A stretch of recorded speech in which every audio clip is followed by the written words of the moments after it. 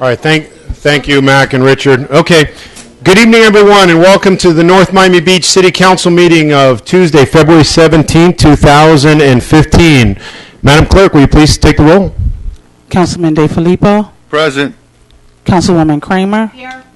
Vice Mayor Martell. Present. Councilman Pierre. Councilwoman Smith. Present. Councilwoman Spiegel. I'm here. Mayor Valle. I'm here. We have quorum. Thank you very much. Okay, if everyone would please rise for our invocation and the Pledge of Allegiance. Our invocation this evening will be given by Reverend Will Kaiser. Reverend, welcome. Thank you. Thank you, Mr. Mayor and all council members, for this invitation to invoke God's blessing on this meeting tonight. So let's pray together. Eternal and almighty God, we come before you this evening humbly asking you to grant your blessing upon this meeting. We thank you for the mayor and the city leaders you've put in place. We remind ourselves that your word tells us that the authorities that exist have been appointed by God, and we're to submit to their authority, and they too must submit to your authority. So we ask you tonight to give them the wisdom they need as they consider the petitions and requests brought before them, so that their decisions will be based on what's good and right, that which we call just.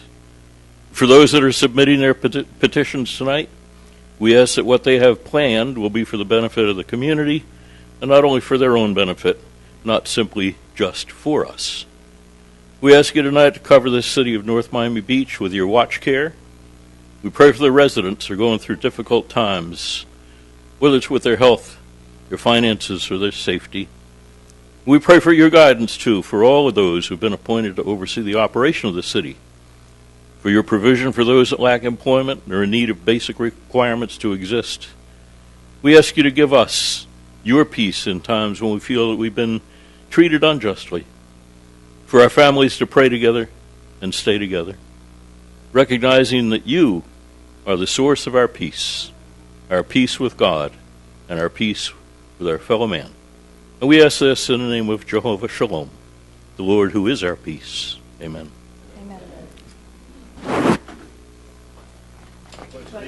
To the flag of the United States of America, and to the republic for which it stands, one nation, under God, indivisible, with liberty and justice for all.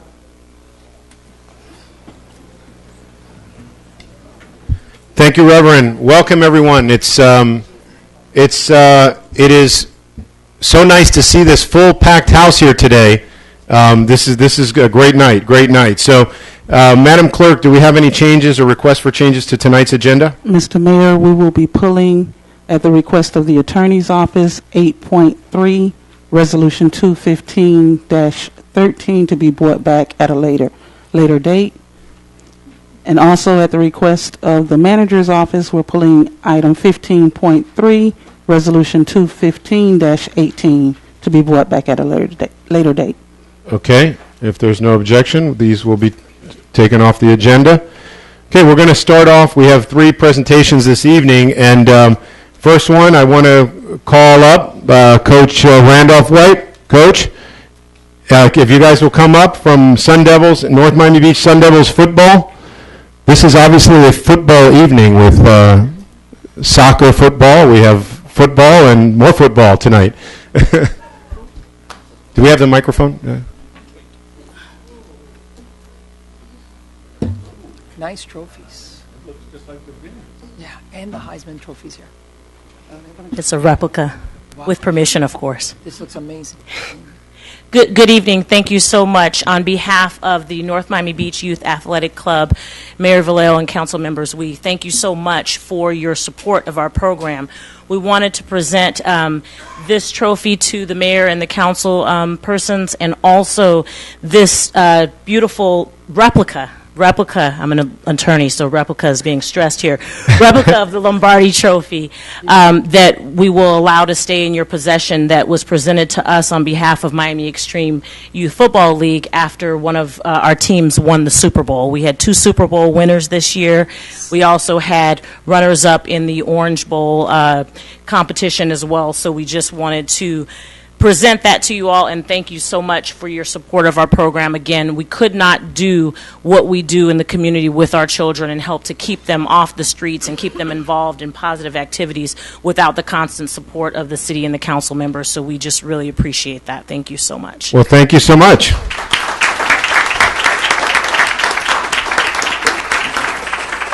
Hold on, council, let's come down here and let's get a photo with all this hardware here.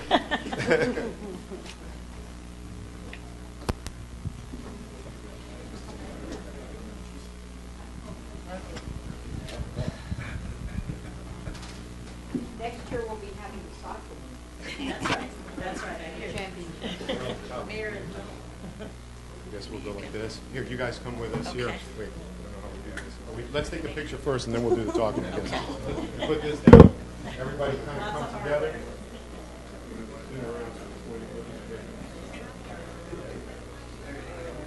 How's that, everybody? Everybody in the photo?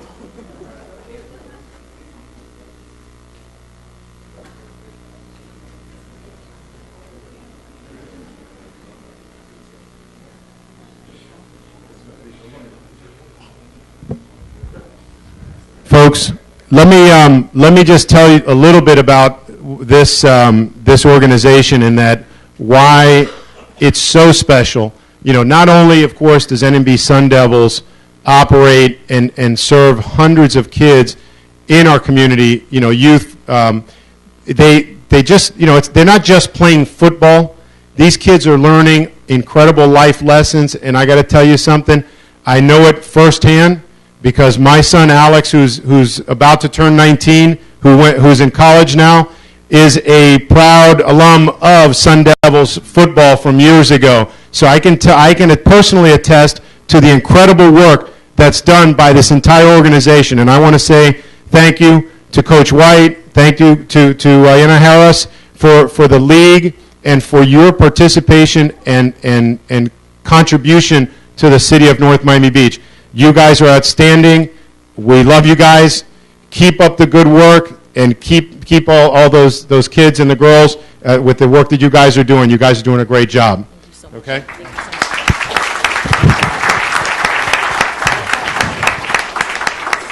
you so much. No? Okay.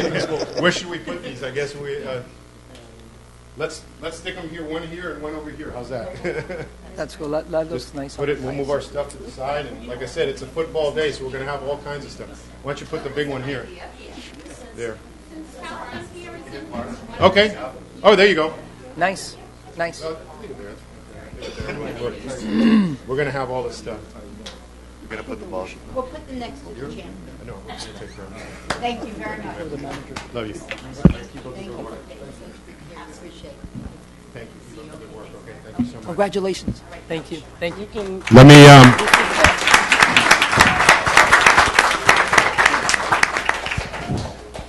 She's a mom. Thank you so much, Sun Devils. And like I said, this is a big football evening. So now we've got, next item up is, well, actually, can I just say something about Sun Devils? Coach, what was the pounds, the 2 pounds that we had 2 Super Bowl winners, right? What were the pounds that were Super Bowl winners? Why don't you come up to the microphone real quick? We didn't get that information. We got to let everybody know that. This is not just, you know, we're playing football. We're playing football and we're dominating. So tell them give them the rundown. Well, before I go to that, it's a football and cheerleading program. We can't. I know, you're right. I'm sorry. I apologize. I'm bad like that. Councilwoman Spiegel is going to kick me under the table for not recognizing. So football and cheerleading. But the 2 pound were the 130s, which they are 12-year-olds, and then our 160s, which are 14-year-olds. And they both won the Super Bowl. Yes. Here in South Florida, which is huge. So how can we not say that? And then we also had one other team that went all the way to the end, and they were the runner-up, right? That was the 130s. The 130s. Yeah, they won. They would run up in the Orange Bowl competition and run up in the Dolphin Championship Series. Unbelievable. Thank you so much, guys. Congratulations.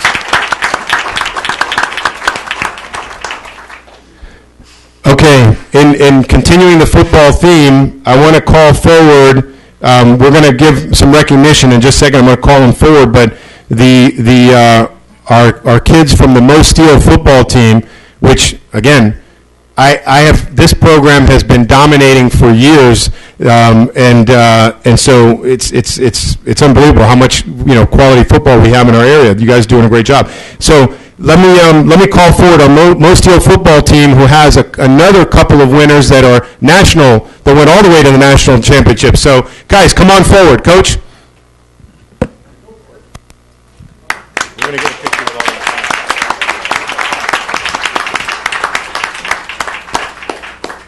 Right. Oh, how cute. Coach Yossi, Coach David, come on, guys, don't be bashful, get up here. Get up here.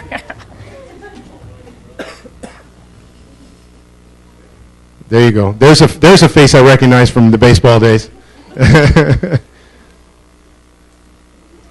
right, Coach. All right, guys. Let me see. Where? Yeah, here we go. Let me give you this. All right, folks, we've got, as we're surrounded by all these kids here, you've got a batch of champions, and I'm going to let the coach explain this, but basically you've got a group of kids that went all the way to the Nationals and came out tops among 1,000 teams. So this is really incredible here. Wow.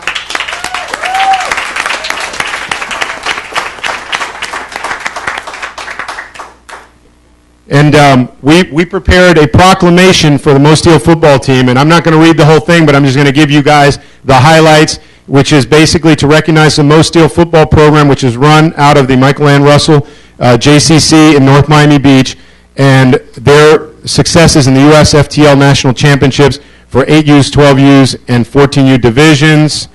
And the important part is, when we get down here, is, be it further proclaimed, the City Council, City of North Miami Beach calls all of our community to join our family and friends in the celebration and honoring of the 2015 national champions, the Mo Steel Football Organization, today, this 17th day of February 2013. Congratulations, you guys. You guys are champions.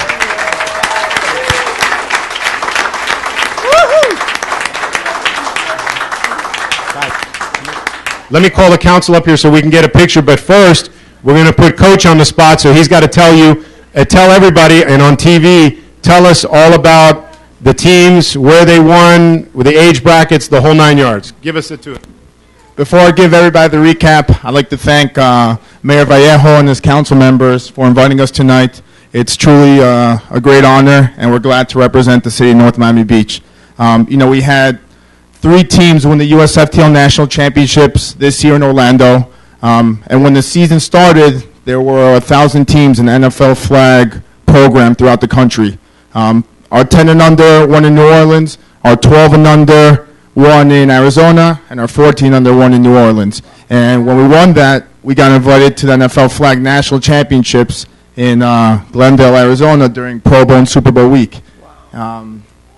So it really was unbelievable. We were on Nicktoons and NFL Network. The kids got to experience that. Our 12 and unders were national finalists, and our 14 unders were national finalists. Our 10 and unders finished 6th in the country. It was truly remarkable. I'm very proud of these kids. And the city of North Miami Beach should be very proud.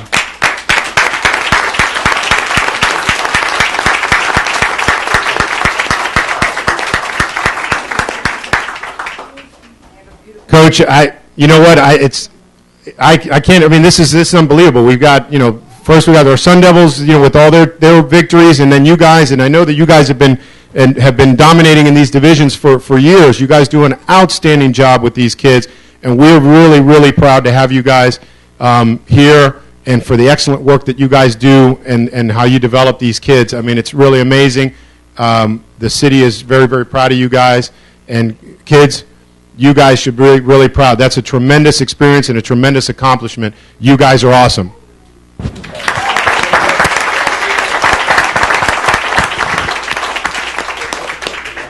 How about we take a picture? Here, guys, all you guys get in the front, and let's do a photo here.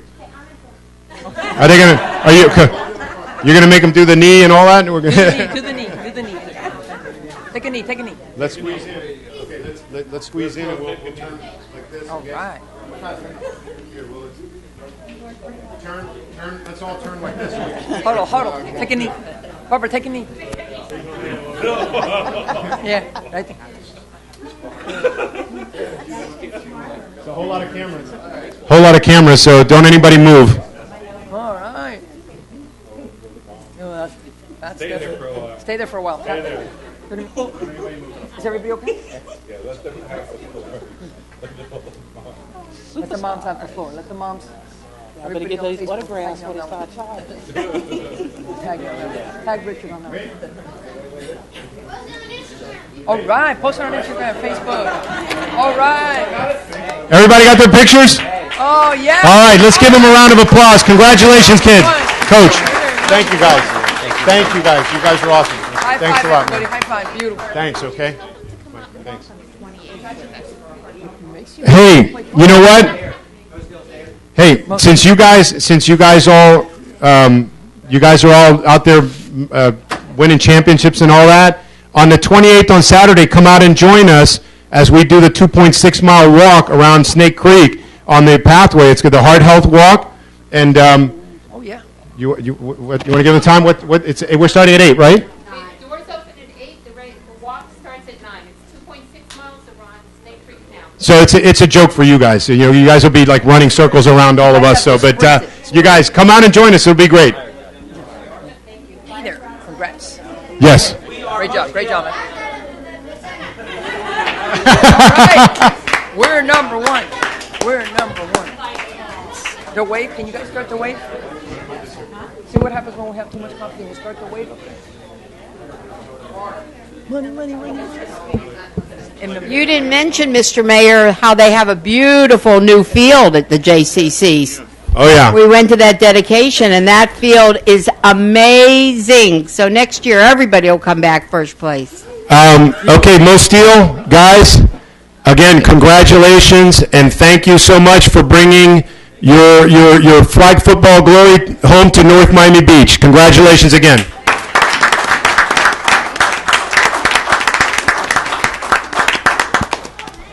Thank you, guys. All right. Bye, guys. Thank you. Okay, let me go ahead and turn the floor over to Councilman Anthony Tony DiFilippo for a proclamation. Councilman? Mike's there. We have no room up here. Good evening, residents of North Miami Beach. This month is a great month, the month of February. Today, at our council meeting, we take this opportunity to make a proclamation. This is a special proclamation because today we are honoring Black History Month here in the city of North Miami Beach. If any of you have gone down to our lobby, you have seen our exhibits in the past years and currently walking through, seeing all the great accomplishments of all the great black leaders that we've had throughout the years, whether it's been in sports, whether it's been in politics, whether it's been in artists. There are so many talents in each and every one of us. But our black community, we honor this month in recognizing that now, therefore, we as the city of North Miami Beach do hereby join our counterparts in recognizing February 2015 as Black History Month. We call upon public officials, educators, librarians, and all the people of the United States to observe this month with appropriate programs, ceremonies, and activities.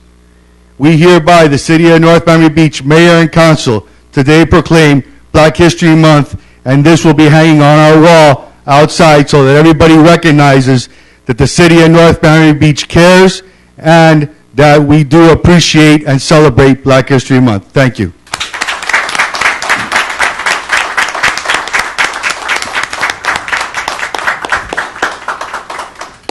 Would it be appropriate if we all came down to the picture of the proclamation so the mayor and council all of us together?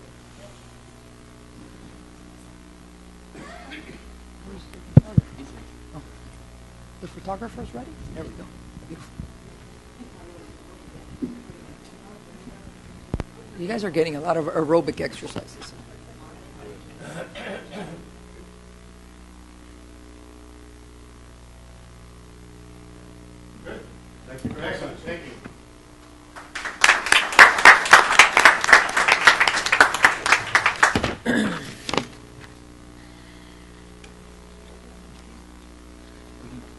Okay, let's go ahead and open up the floor for public comment. Any citizens that wish to address the council, Madam Clerk? The mayor and council of the city of North Miami Beach have opened the meeting for public comment at this time. There's a 3-minute time limit for each speaker during public comment or for testimony during public hearings. Speakers will be called to the podium. Please state your name and address and/or the name and address of the organization in which you are representing. During public hearing items, please speak only on the subject matter that is before council. The mayor and council of the city of North Miami Beach recognize the importance of civility. The city of North Miami Beach requests all in attendance to exercise civility towards each other. First speaker, Mr. Chuck Cook, and then Roland Ballou.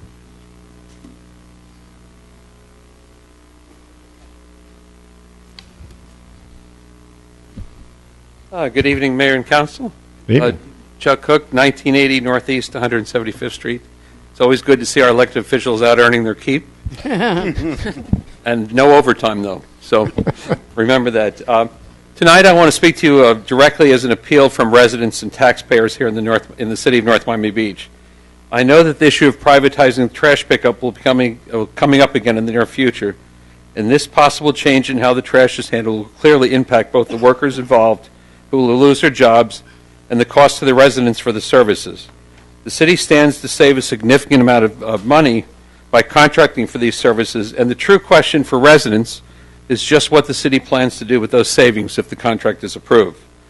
So actually kind of what my inspiration was, I was listening to the radio the other day, kind of going through the stations, and I heard a commercial in Spanish. And you'll pardon my accent, as I use some Spanish words here, a little gringo in me here. So anyway, they were promoting a cold remedy. And of course, they were expecting that theirs was the best. So they were using the word mejor. And so they were just saying mejor, mejora, mejoral.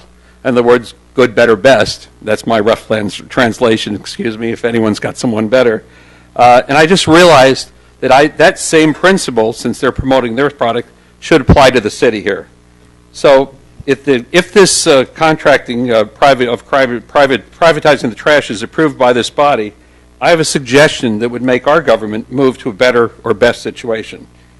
I've heard a lot of numbers thrown out previously. Well, I haven't heard a definite amount. I've heard that their savings could be over $1 million. And that's a substantial amount of money for the budget here. But if you were to divide that amount up to every customer, it really would be pretty minimal. So I have a couple of suggestions here.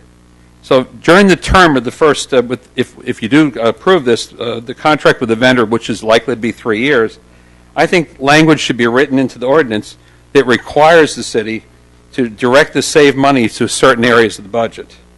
And for instance, I don't really want the money to go, to hotel rooms and meals for conferences.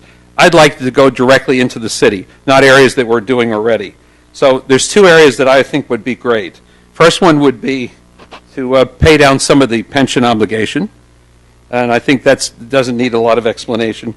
And the other one, which may make someone else in the room smile, is I think the Parks Department, some of that money should be dedicated directly to the parks, but not for general everyday operations or capital projects, but money needed to purchase items for the park or for special events or activities. And I'm sure that the Parks Director and her staff could do a really fine job of finding needs there. There wouldn't be any question at all. And I'm sure if I turned around, she'd be smiling right now. I think she is. So, I mean, if we're talking $500,000, I'm sure it could go to good use for children, senior programs, anything out there. So during the next budget hearings, the choice could be yours. You could mix it around. You could decide what to do with it. But by doing this, you would acknowledge the need and actually act on those needs for the benefit of the residents. So decide what you want to choose. Mejor, mejora, or mejoral. Thank you. Thank you. Roland Ballou.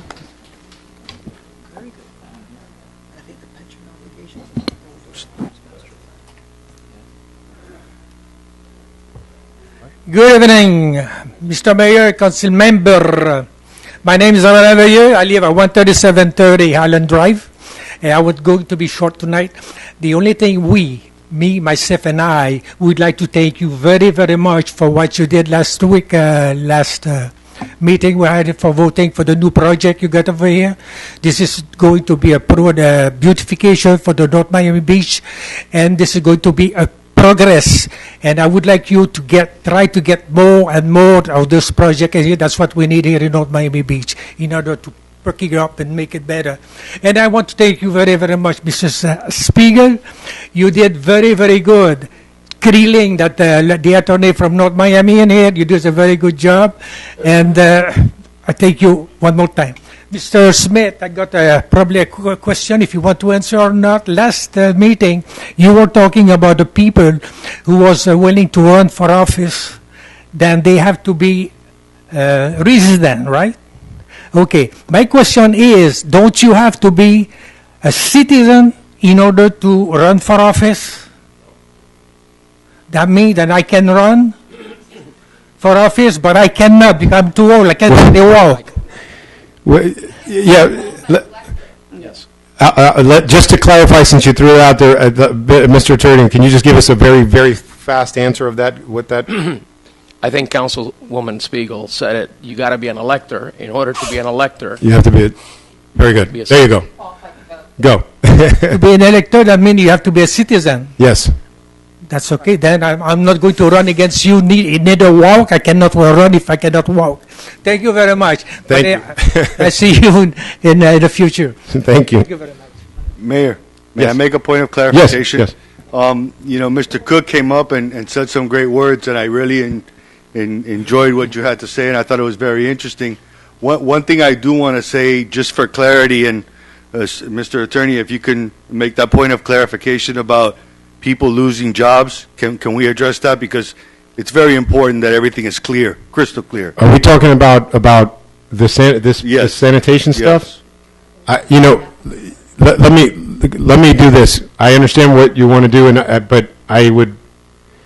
Let's not open up an issue of discussing something that's not even in front of us right now. Let's just continue with public Well, it was comment. brought up. I mean, I just want to make sure. Yeah, let's You just. understand that's not the case. Yeah. Okay. That's correct. You just made the point, so that's good.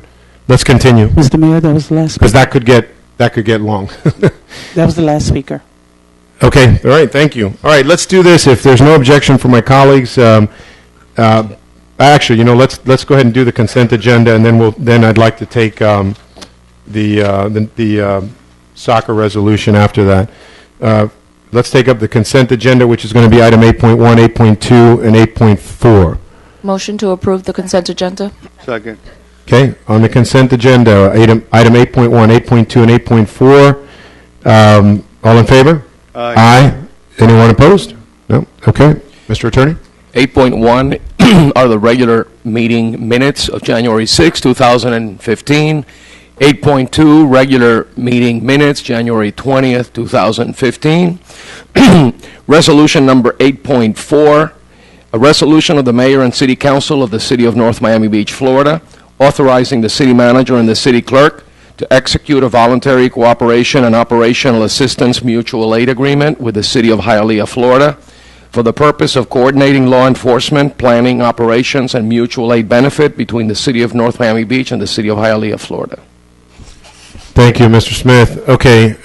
Again, if there's no objection from my council, To approve. let's, since our city manager's report and attorney's report are rather long, and we've got a group of folks here for item 15.4. Let's take up item 15.4, the resolution. If we could just get a motion to bring it to the floor. Motion. motion. Move to introduce? Move Is that what that was? No. Did I hear a Yes. second? Second is here?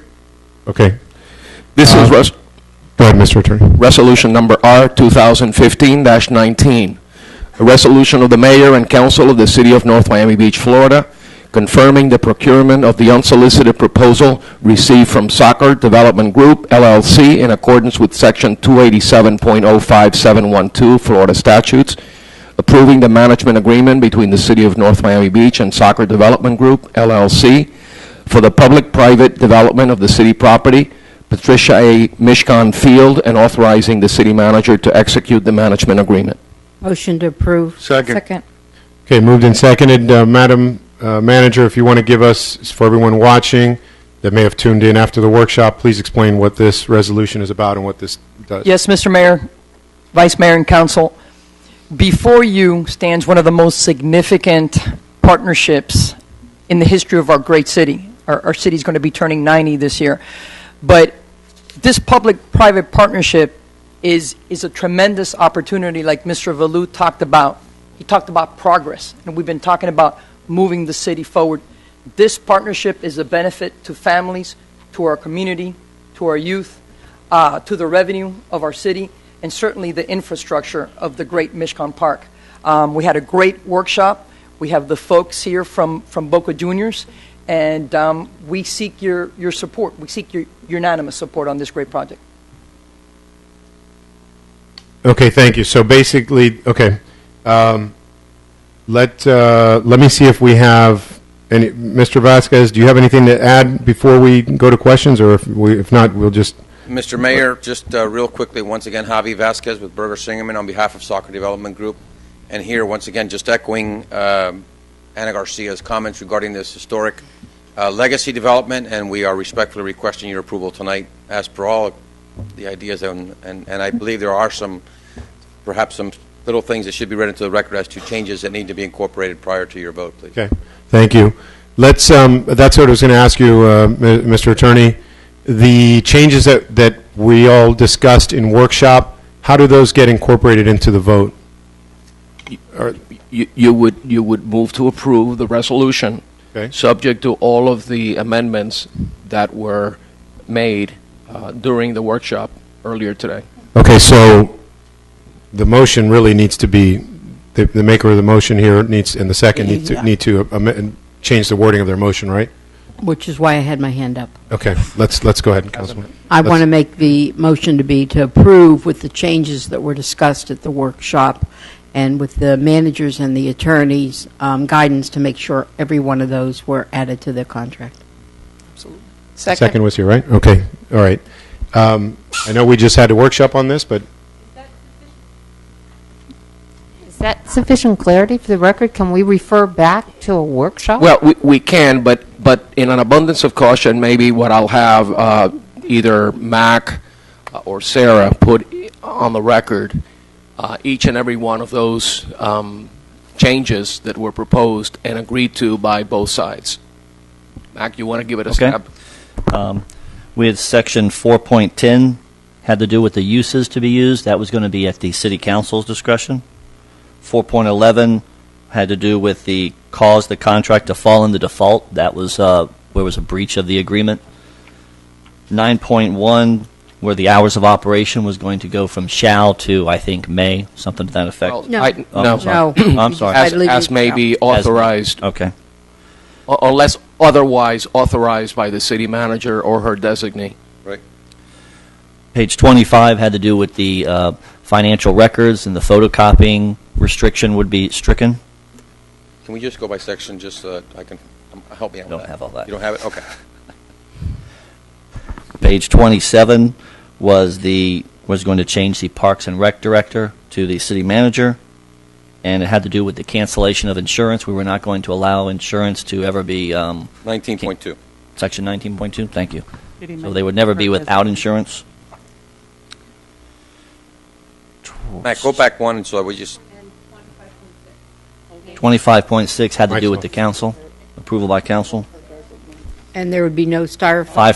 5.4, section 5.4 was going to prohibit the use of styrofoam by the concessions. And that they're going to hire North Miami Beach employees And they agreed first. to put a priority on local applicants for hire. Remove 20. Local residents Yeah. from the Correct. city of North Miami Beach. Residents for Is that all? That's what I have on my record. Did we strike The termination for convenience clause will be stricken. That's 20, yes. is there anything anything else?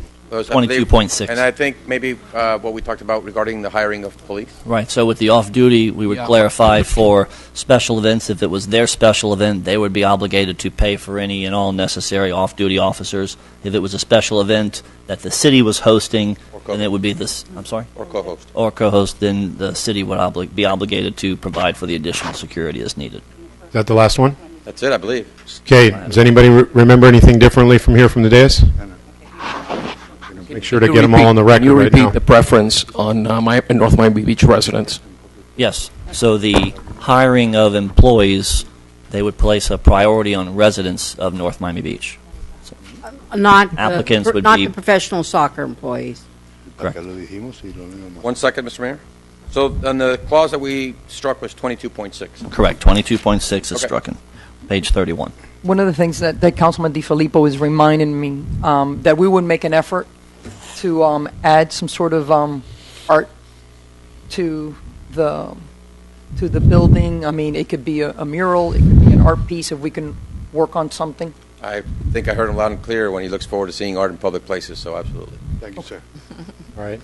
Okay, anyone That's remember before or anything? after the band show has lights.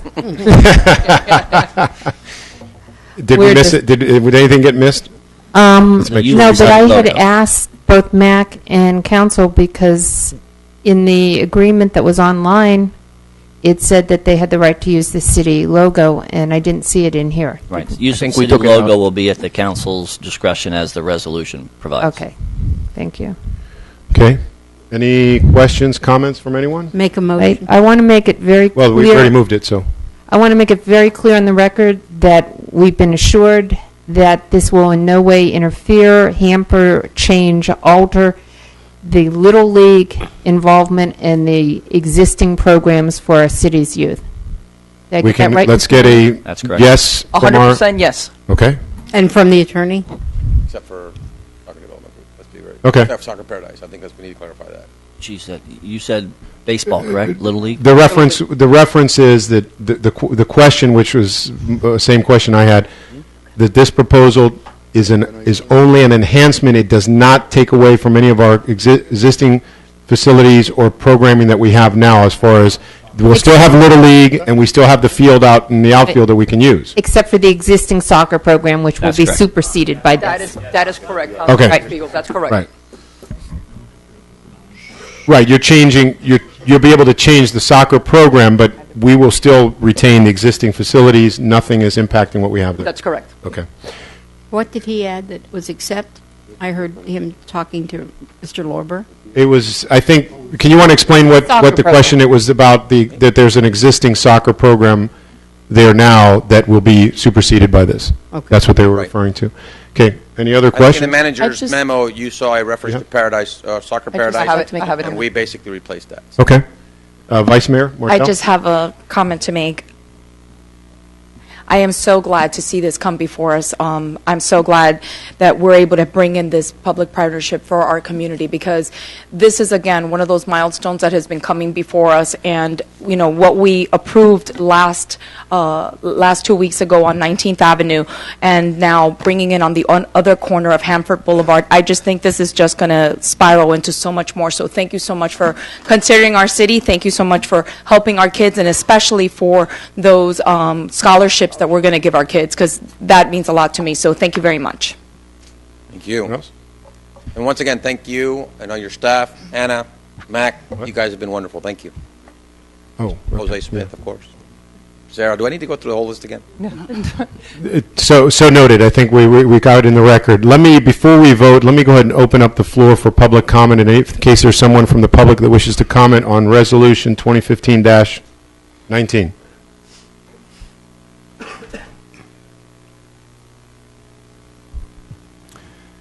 Good evening, Mayor, Council, City Manager, staff, City Attorney.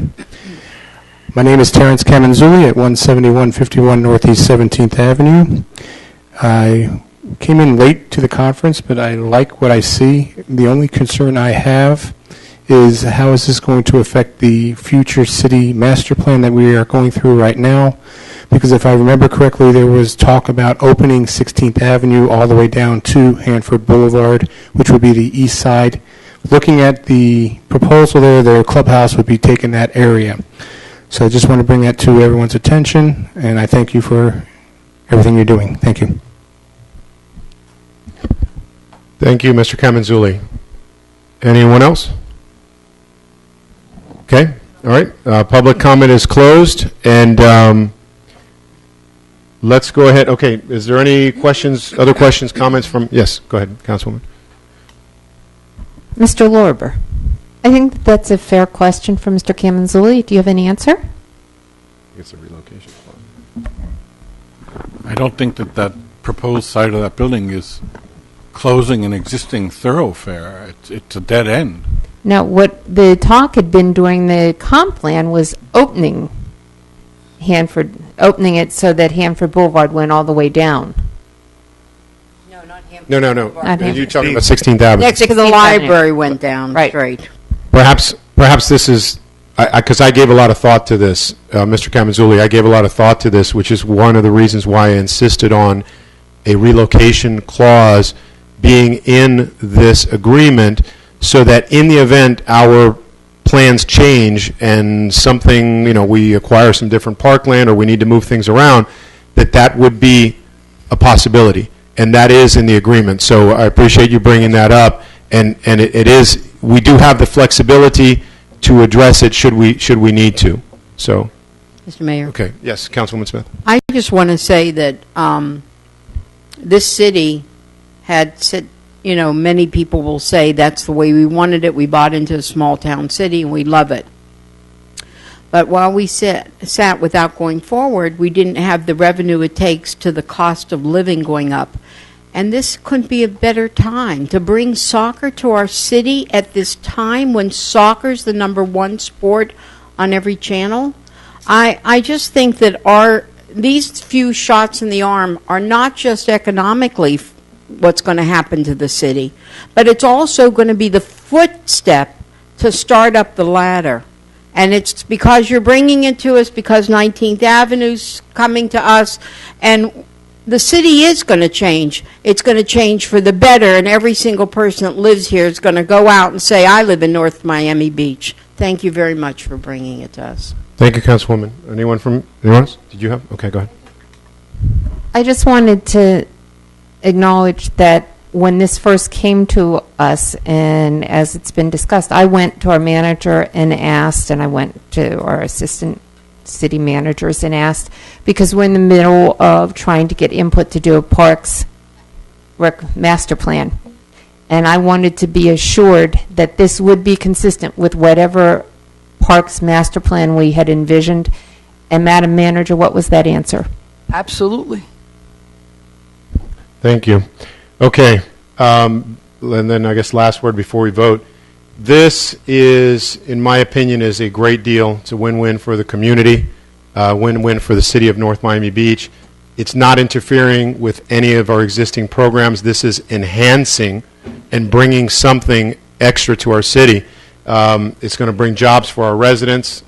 And the most important thing is that our kids, our adults, are going to be served by this. And as we had earlier today, we have world-class football with pads played here. We have world-class football, flag football played here. And now, if this vote goes the right way, we will have world-class football, meaning soccer, played in North Miami Beach. So this is really, really exciting, a tremendous opportunity for our city. So, Madam Clerk, let's take a roll call vote. Councilman DeFilippo? An exciting yes. Councilwoman Kramer? Yes. Vice Mayor Martell? Yes. Councilwoman Smith? Waiting for August 15th? Yes. Councilwoman Spiegel? Yes. Mayor Vallejo? Yes. The item passes. All right. You are now authorized to remove the ball from escrow. All right. The ball is ours now. Okay, great. Thank you so much. Congratulations, guys. But more importantly, congratulations to our residents.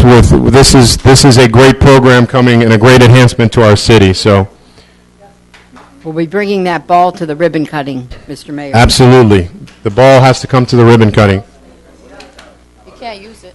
We're going to stick a Post-it note on it that says the date, and we're going to see if we can deliver on that date. Okay, we'll go ahead and jump back into our regular order, and let's see. Madam City Manager, your report, which I'm sure will take only about, 60 seconds, right? Really quick, quick. That was just a joke. I know. It's a very, very exciting night.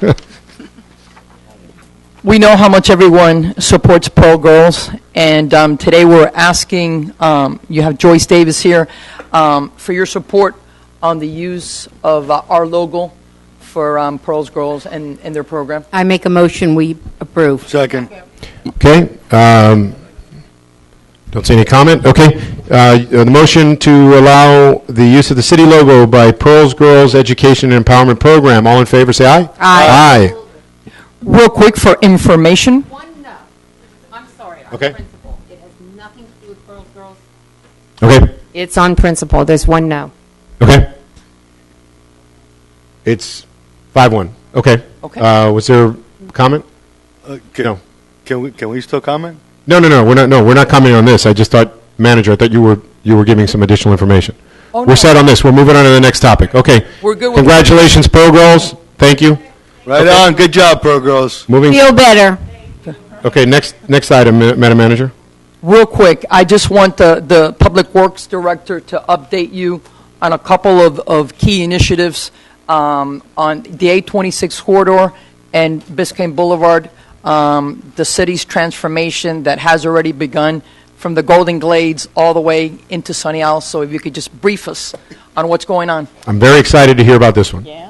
Let us have it. Okay, good evening, Mayor and Council, and Manager, and our attorneys, clerk.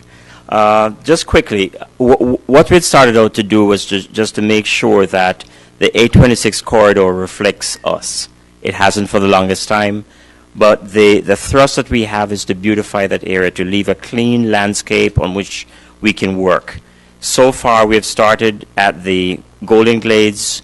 We've gotten up to Biscayne Boulevard. This weekend, I'll tell you that I'm really, really excited because we'll be going into the next phase, and that is from going east of Biscayne Boulevard to just leave a nice canvas on which we'll be able to work and to implement the FDOT's BOLD initiative. As well, there are 2 gateway signs that we're working on, and we're moving along real quickly with that. They will be placed at the northern entrance to our city on Biscayne Boulevard, and also on our easternmost end, going to Sunny Isles. The things that we're doing is being funded by the CRA, some impact fee from our new project, and also with FDOT grant money. We just wanted to give you that very excited information. We're going to start hitting east of Biscayne Boulevard. So, Mr. Mayor. Sorry. Excellent. Councilwoman Smith? Mr. Scott, I'm very thrilled how you're making 163rd, and I want you to know the public is thrilled. I hear it every day, and they're going to be more thrilled when you and the manager do some kind of arch or entryway coming on the west side off the expressway. So I'm looking forward to that being your next project.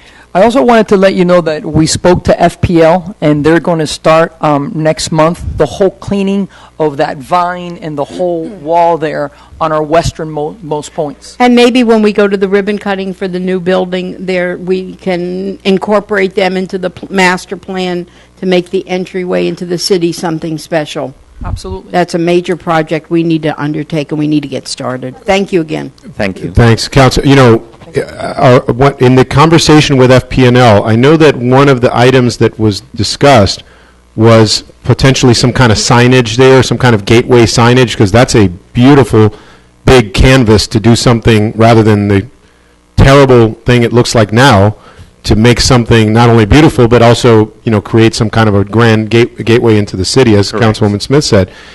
Is that part of the FPL discussion? Yes. Yes. It has Is been that- from day one, so we've heard you loud and clear. So not only they're going to be cleaning up and prepping, but coming to the table with us to come up with some great ideas. Okay.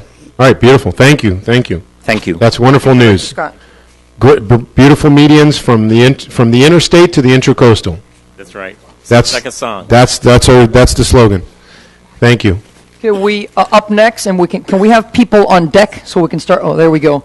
Here's our finance director. As you know, we completed fiscal year 2013 with $250,000 in the black in savings. We expect to do the same in fiscal year 14, but I wanted to Finance Director Trinka to give us an update on how the audit is going. All right, good evening. Good evening. Barbara Trinka, Finance Director. I am going to be so short and sweet. We have Thank you.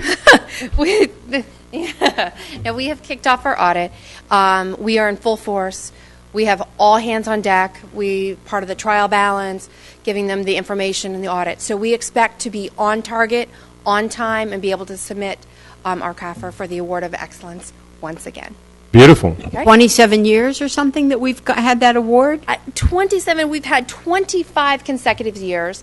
And actually, how it works is like 1 year delayed. So the fiscal year 2013 would be submitted for the 26th. So we are actually working on 27. That's what we Excellent. All right. Thank you. Thank you. Thank you. I wanted to also take the time to thank our Finance Director, because not only are all hands on deck in this project, but she's also the lead person on the ERP, working with Patrick, our IT manager. So it's been like 70 and 80-hour weeks and weekends and things like that. Yeah. And those are the things that you all are not seeing in the background, but I see it very, very loud and clear. So, Patrick, can you also give us an update? So that means she has a little more room for another small project on her plate then, right? Explain what ERP is, please. Enterprise Resource That's a good Planning question. Software. Good evening, Mayor and Council. Could you just elaborate a little bit on that? Because anybody who's watching this probably does, ERP and Enterprise Resource Planning Software probably, may have.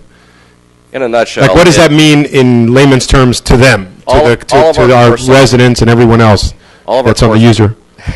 Pat Roshak, IT Manager. All of our core software that we use internally and the public actually sees through some processes, such as finance, payroll, utility billing, Parks and Recreation software, our land management suite for building permitting, code compliance, soon GIS. All of those applications make up an ERP solution. Some things we had in place, such as obviously UB, utility billing, and finance payroll. GIS is new to the mix. All of these will come together to form a cohesive solution that we will use internally and provide the citizens access to externally. Everything from making Parks and Recreation reservations for camp to providing an online GIS environment so they can look up real estate data, to vendor self-service where vendors now can register electronically with our procurement staff. So we're very excited, and just in a nutshell, I'll give you the first of many upcoming presentations on this. In front of you, I provided you all a packet that we provided all of our staff who attended a kickoff with the manager and HR and our vendors at Tyler Technologies. Please feel free to read this at your leisure. It contains our project charter, our executive sponsor letter, as well as basically a brief definition of why we called our project Project Fusion. This is our basic constitution for this project. This project will take at least 3 years to complete. We are on track for the moment. Our targeted kickoff date for finance is October 1st, the next fiscal year. We're hoping to have that completed by then, and that will just contain the finance aspect of things. It will not contain payroll or cash management or HR. That is in another phase after that. Simultaneously, we are also embarking on the Parks and Recreation software deployment, so that is in midstream right now, and we're targeting a March timeline to go live. That will actually be our first software solution that will go live, will be the Parks and Rec software. GIS has also been constructed. We have a basic GIS environment at this point in time. We're very happy with where that's going as a cloud-based solution. And we've got a full-time GIS person on staff, and he's fantastic at this point. We're very happy with where we are with that solution. Also, we are launching with our EnerGov deployment, which is our land management suite, building, permitting, code compliance, business licensing. We are expecting to begin that project in earnest in next week, or actually the week after. We have 2 weeks' worth of fundamental training for that solution as well. And then from there on, we're just going to be full bore for the next 3 years. So you just mentioned the Parks one is going live. Yeah, sometime like in the next few weeks. Sometime in March. That's our target. So that's the one where residents will be able to register for camps or programs and take care of all that stuff. That's correct. Online. We have a web interface for that. We also have our staff in Parks and Recreation are doing a great job with data entry and getting some basic record infrastructure built. And that's our plan at this point, is to have a targeted March timeline, and we'll make an announcement before the council when that happens. The other one, the GIS, you said that we have a basic level of it in place now. Yes. Like, more or less, what can a person do from their home? It's not publicly available at the moment. We're still getting our data layers cleaned up and how we want to interface to EnerGov. Okay. But should we provide access to it, it's in the cloud, so it is theoretically publicly available. We just haven't made an announcement on our website as to what the address is. But right now we're taking county data, parcel data from the county. So essentially what you would see from, if you were going to miamidade.gov and do a property search, we're getting the same data. Okay. It's more of a narrow focus with respect to North. So they can look up their taxes, they can look up other public records on their house and their property. Anything pertaining to property at this Okay. point, yes. The last one you said was the part about the building department and code and all that stuff. You said you're starting that one in next month, right? Yeah. How long will that take before people actually see the benefit of it? Well, the vendor has proposed initially, and I caution you, initially a 22-month implementation. Wow. Yeah, it's a pretty extensive piece of software. We're hoping to not take the entire 22 months. So does that mean that it's like 22 months before all of the elements of it go live, or is it the kind of thing where certain things kind of come on? It's funny you should mention that. That's one of the approaches we're actually taking with the vendor right now, is to have a phased approach. Okay. And we're targeting building and permitting to come on live first if we have their buy-in in terms of a project plan. They're actually gone back to the drawing board and looked at their project plan, and are supposed to provide us an update on that to give us their scenario in terms of how it would affect the overall budget at this point if we were to go down that road. But that would be our intent. Okay. And like for the people out there and the builders and everybody else that's out there, if you get that, or when you get that online, will that basically allow them to request permits and take care of all those details from their computer if they're properly equipped? Right now what we're targeting for with this updated plan is to just have the building and permitting phase available. The web interface would be at the tail end of the project. Okay. We want to give staff just what they have at the moment. Our big concern, obviously, is our current building and permitting software does not have any tech support other than IT. The vendor went bankrupt several years ago. Okay. All right, cool. Thank you. Absolutely. I just wanted to personally thank Patrick for all his hard work and his dedication, and I could not have done it without him, and as well as to thank the finance team who's really put in, it's not the number of hours, it's how much we can get done and how effective we are, and they are really, really pulling their weight. So I just wanted to thank them. Thank you. Absolutely. Thank you, Patrick. Thank you, Patrick. And I just want to express my thanks to Barbara as well. None of you, and I'm saying this with all sincerity because she has really put in a yeoman's effort in getting the chart of accounts established, which is the financial backbone of the entire finance system. It's the foundation of everything we're doing going forward, and Barbara has put in an enormous amount of hours, in addition to what she does on a daily basis, to getting this done. We'll get you some more projects, don't worry. No, just kidding. Hold on a second. Councilwoman Spiegel has a question for you. No, it's not a question. Oh. On behalf of all of us sitting up here, I wanted to acknowledge Mr. Rojak and how gracious he is, because we have dumped this, and one of us particularly, for 5 years, 4.5 years, pushed, prodded, then we got the mayor on board, and it is still taking too long from our perspective, but we so truly appreciate all of your hard work and the fact that you're still smiling and you still answer our tech stupid questions when we ask them to. So thank you. Thank you. Thank you. Code compliance. The goal of this administration has always been to build a team. And there are some folks that are here that we promoted and kept. There are folks that we hired. And now I turn to Candido Sosa Cruz, that has totally revamped code compliance. We have the new code compliance team here. And now we are a 7-day operation as we look at cleaner, safer, more beautiful city. And code compliance is one of those key departments.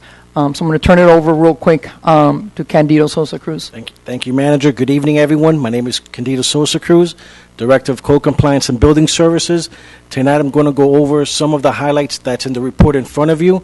The report details in length a list of accomplishments by the Code Compliance Division during my first 180 days working for the city. On my very first day, working in the city of North Miami Beach, I met with the city manager, and the city manager gave me specific direction to elevate the level of service of the Code Compliance Division, to provide not just good, but excellent service to every single resident and business owner of the city of North Miami Beach.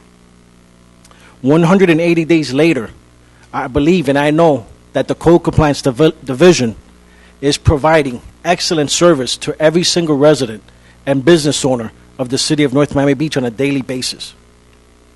One of the highlights in the report in front of you is hiring five full-time, top-notch code compliance officers and the best supervisor in the state of Florida. In order to achieve the goals and objectives of the strategic plan, which is to make the city a cleaner, safer, and more beautiful city, and also in order to achieve the goal of providing excellent service on a daily basis, it all starts with excellent employees.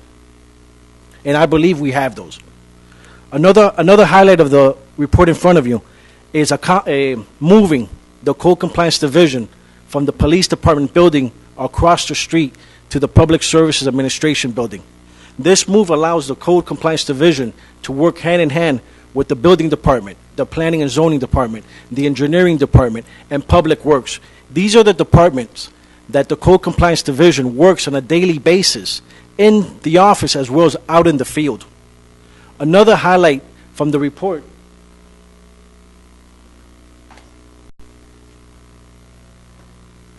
is being able to divide the city into 6 small and manageable zones, one zone for each officer. Each officer is an expert in his or her zone. Each officer knows every single street, alley, corner, right-of-way, and meets the residents and business owners of their specific zone. Another highlight and accomplishment, as the manager mentioned, was the expansion of hours and days of operation of the Code Compliance Division. When I first started, the division was working Monday through Friday, 8 a.m. to 5 p.m. Currently, we're working 7 days a week, 8 a.m. to 7 p.m. Monday through Friday, and 8 a.m. to 5 p.m. Saturday and Sunday. Every single weekend of every month, 2 full-time code compliance officers are on duty and on call. An important part of achieving the goals and objectives of the strategic plan and providing excellent service to every single resident is being able to provide training opportunities and professionally develop the code compliance officer and supervisor. What I did is I became part of the South Florida Association of Code Enforcement, which represents all the code compliance officers in Miami-Dade County and Monroe County. Not just did I become part of it, I became the vice president of the association. This direct link provides a monthly training to our code compliance officers and a network of code compliance officers throughout every single city in the county. Another highlight from the report is the Code Compliance Division redesigned the website on the city's website. Currently on the webpage, there is the top 10 most common violations, which explain what they are, how to bring them into compliance, and examples of those violations. This is a tool that the division is using to educate the residents on the city's website.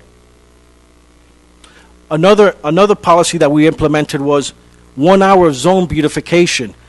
The 6 zones that I just presented, each officer would do 1 hour of zone beautification.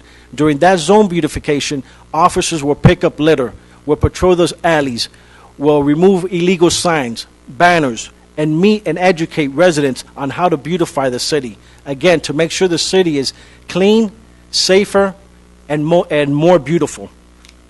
A policy we also implemented was requiring every code compliance officer to answer every complaint within 24 hours, within the same day that he or she receives that complaint, regardless if it's a voicemail, an email, or a note dropped off at the office. An officer will respond that same day. Another policy that we implemented was limiting the amount of time the officers spend in the office. The officers now will spend 1 hour in the morning, 1 hour in the afternoon, including the weekends, in the office, and the bulk of the time will be out in the field meeting residents, patrolling the streets, and educating our residents and business owners. Now, I would like to introduce, as I said, the most important element, the critical element of these highlights and of these accomplishments, which are our co-compliance officers. I'm going to name them one by one, and if they each could stand up. I'm going to start with our supervisor, Lazaro Ramon. If you could please come forward. Let them come forward here so we can get... Can you let us know what zone they're each in? Yes. Supervisor Lazaro Ramon monitors and Come up here and turn around so everyone on TV can see you. There you go. Perfect. Yeah. He trains and oversees all the zones. Co-compliance officer Tashima Lewis.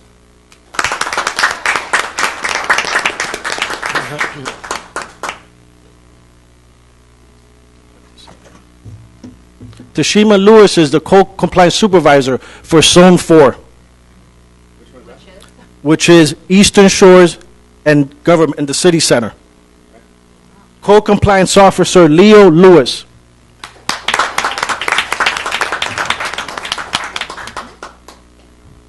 Co-compliance officer Leo Lewis is in Zone 6, which includes Sunray West and Windward. Co-compliance officer Netza Maurice.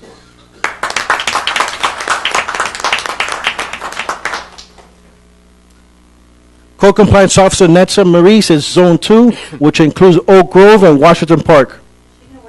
That's what I was going to ask. That's just for tonight. Co-compliance officer Dario Gonzalez. Co-compliance officer Dario Gonzalez patrols Zone 5, which includes Sunray East and Sky Lake. Co-compliance officer Josh Lamont.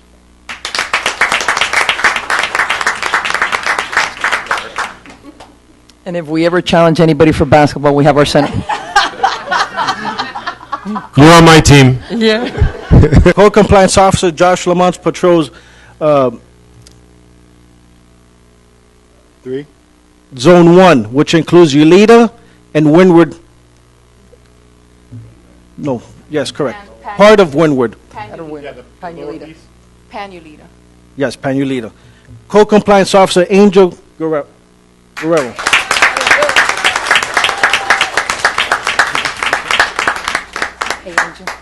Angel Guerrero patrols Zone 3, which includes Allen Park and Highland Village. This is the new co-compliance division. These are the officers that on a daily basis are providing excellent service to all the residents and business owners of the city of North Miami Beach. Thank you. Excellent.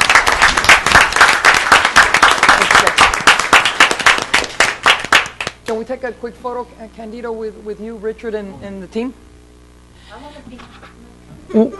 And we'll bring mayor and council. What's really important is able to fit us all.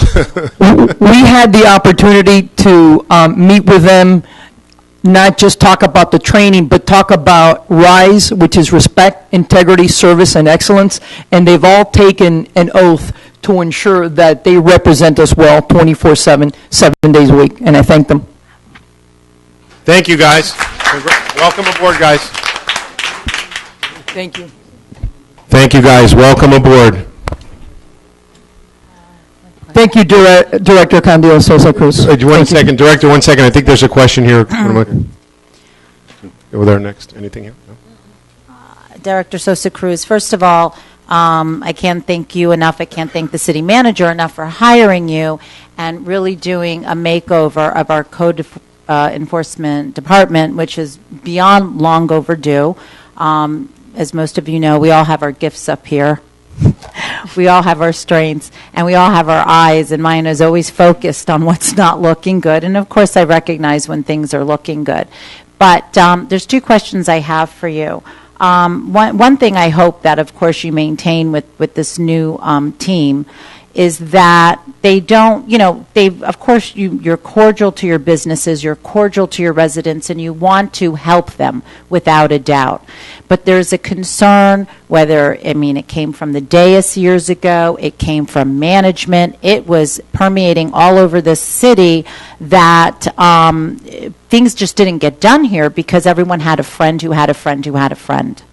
And I want to make sure that while we're the community's friend, they need to realize that code enforcement is serious business, and for our city to succeed and do well and be all of this great place that we're putting ourselves in, that along with it comes a clean and cohesive city with no blight, basically. And so I really hope that they understand, how much we appreciate how hard we have worked as a council here to get the city where it is today, and hopefully to always maintain a very healthy and supportive code enforcement staff.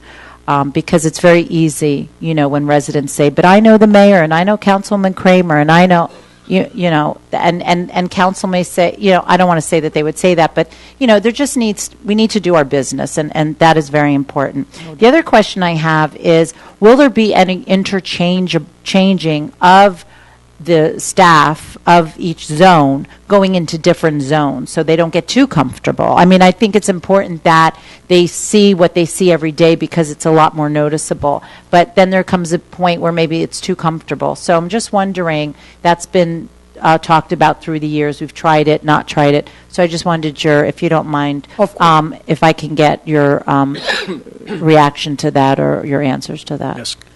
Those are two good questions, Councilwoman Kramer, and the answer will be answering both your questions.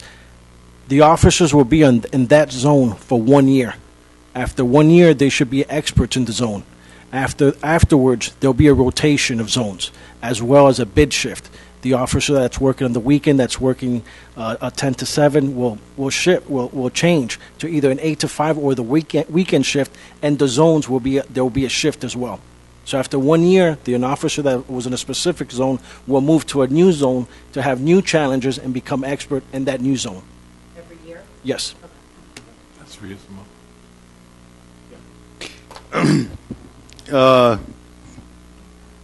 Mr. Sosa Cruz, I would like to say that for the past 180 days, I have seen you running up and down the city. I have seen tremendous changes occur that for many, many years the city sat stagnated. I've seen the confidence that your team has come together and put together and what you've created. Our neighborhoods by far are starting to look better and better every day. Your work speaks for itself as you drive through the city of North Miami Beach. And with this new enhancement of going Saturday and Sunday, I think that the residents of North Miami Beach need to realize that we have stepped up our game and that we are going to make sure that anything in this city does not go sight unseen. That our code officer has his finger on the pulse and understands where this city has to be and where we have to go. No longer will we be a blind sore. We will take the charge, and I see that you have done that. And I'm sit here today telling you through the manager how proud I am of you since you have taken your lead from day one. I congratulate Lazaro, Toshima, Leo, Nesta, Dario, Josh, and Angel. I want to tell you, you have a tremendous supervisor looking over you. Congratulations to each and every one of you. God bless you, and go out there and make our city proud. Thank you. Thank you. Absolutely. Thank you, Councilman De Felipe. And I do want to make one last point, which is we added 2 additional code compliance officers, a supervisor. We have 3 additional vehicles. We moved the department from one building to another building, and we did we expanded the hours of operation and the days of operation, and we did all this within the budget that was approved, the original budget that was approved last year. Beautiful. Priceless. That's right. Thank you. Thank you. Thank you, Director Sosa. I want to turn it over to Max Serta for an overview of another one of those departments, which is our utility billing that has really, really changed by 180 degrees. Yes, thank you. You might recall just a few months ago, we introduced Director Anathan to you when he was coming into our city. Again, part of the process of improving, really striving for the stars, part of that RISE culture that we're developing. And so Mr. Anathan, as well as with those that are in customer service, certainly his counterpart is Gail Young, who is the assistant director down there. Together, you've got the institutional knowledge as well as the breath of fresh air, the fresh perspective, and they're tackling dragons one by one, really trying to remake customer service, which is a very large department in that it not only touches every one of our residents and business communities, but obviously many, many accounts outside in the neighboring cities. So, Mr. Anathan, why don't you give us a highlight of your accomplishmishments? Hi, good evening. Bob Anathan, Customer Service. Very quickly, I just want to share with you some of the things we've gotten done so far. Part of which I've inherited, part of which we've moved forward on. Just to put it in context, we're a group of 30 people. We have 22 full-time, 8 part-time, 14 people are focused on field issues, remaining 16 people are office folks in terms of their efforts. As Max said, we are, to many of our residents and customers, we are the face of the city. To the extent that we are professional with them and deal with them fairly, it reflects well in the city. If we don't do well, then it also reflects poorly on the city. So we're very conscious of that, and we're very much involved in making sure that we portray the city in a very favorable light. What I'd like to do with you is just share some of the things that we've done very quickly. Our objectives are really threefold. Two you would expect by a matter of course. We're very much, obviously, at all times we want to make sure that our customer service is superior in every respect. With that goes the requirement that we have to make sure that we protect the city's financial resources. In addition to that, I have a third objective, is to create a very favorable, positive, enthusiastic workplace for our staff, because if our staff is motivated and energized, we're going to be able to do wonders. If they just go through the motions, we're not going to be able to get there. So what I'd like to do is share with you each of what we're doing in each of those three objectives right now. In terms of customer service, one of the first things, not literally the first thing, but one thing that we've done right up front is we have run all of our staff through refresher training in terms of customer service. This was provided by the HR director and has been very powerful in terms of reminding our staff everything they have to do. We get very much involved in the day-to-day operations sometimes when the lines build up too long, so we sometimes get a little rough around the edges, and the training was invaluable in terms of reminding us what we had to do to make sure that our interactions with our customers really were of a top-notch nature. Other things that are going on in terms of customer service right now, one of the things that you're well aware of is, and we do this obviously in conjunction with public utilities and also IT, is the implementation of the remote meter reading program, which is remote reading and also leak sensing system. What this is going to do, one of the biggest issues we have to deal with our customers is there are continual surprises. We bill them every 90 days. They have problems that are developing, they're not known, and then they get a bill with some very large numbers in it, and it becomes a very difficult thing to deal with for them and for us. When this program is fully in place, what's going to happen is that instead of being reactive after 90-day billing cycles, we're going to know as problems occur at the time they occur, we're going to be able to head them off at the pass. So problems, we're going to try and, we should be able to nip them all in the bud, and this is going to go a long way to improving our customer service, because they won't be surprised. They're going to know this is coming at them. We will identify the problems. We'll cut them off before they actually occur. So this is going to be invaluable in changing the nature of customer service the city is going to be able to offer. One of the other things that are going on, again, is this has been done in conjunction, driven primarily by IT, I should say, is we now are offering all sorts of online services in terms of both billing delivery and also payment services. This has proved to be very valuable to our, particularly our customers who are on 30-day billing cycles. What allows them to do is get their bills at the time they're prepared, rather than being reliant on them being delivered in the mail some point down the road. By virtue of getting their online delivery and also being able to pay online, they're able to avoid the late fees, and they're greatly appreciative of this. We found that a lot of our customers have gotten into the custom of asking us to fax them their invoices. We've set a policy in place that really we are saying, sorry, we don't have the staff to do that. you're really going to have to sign up for your online services.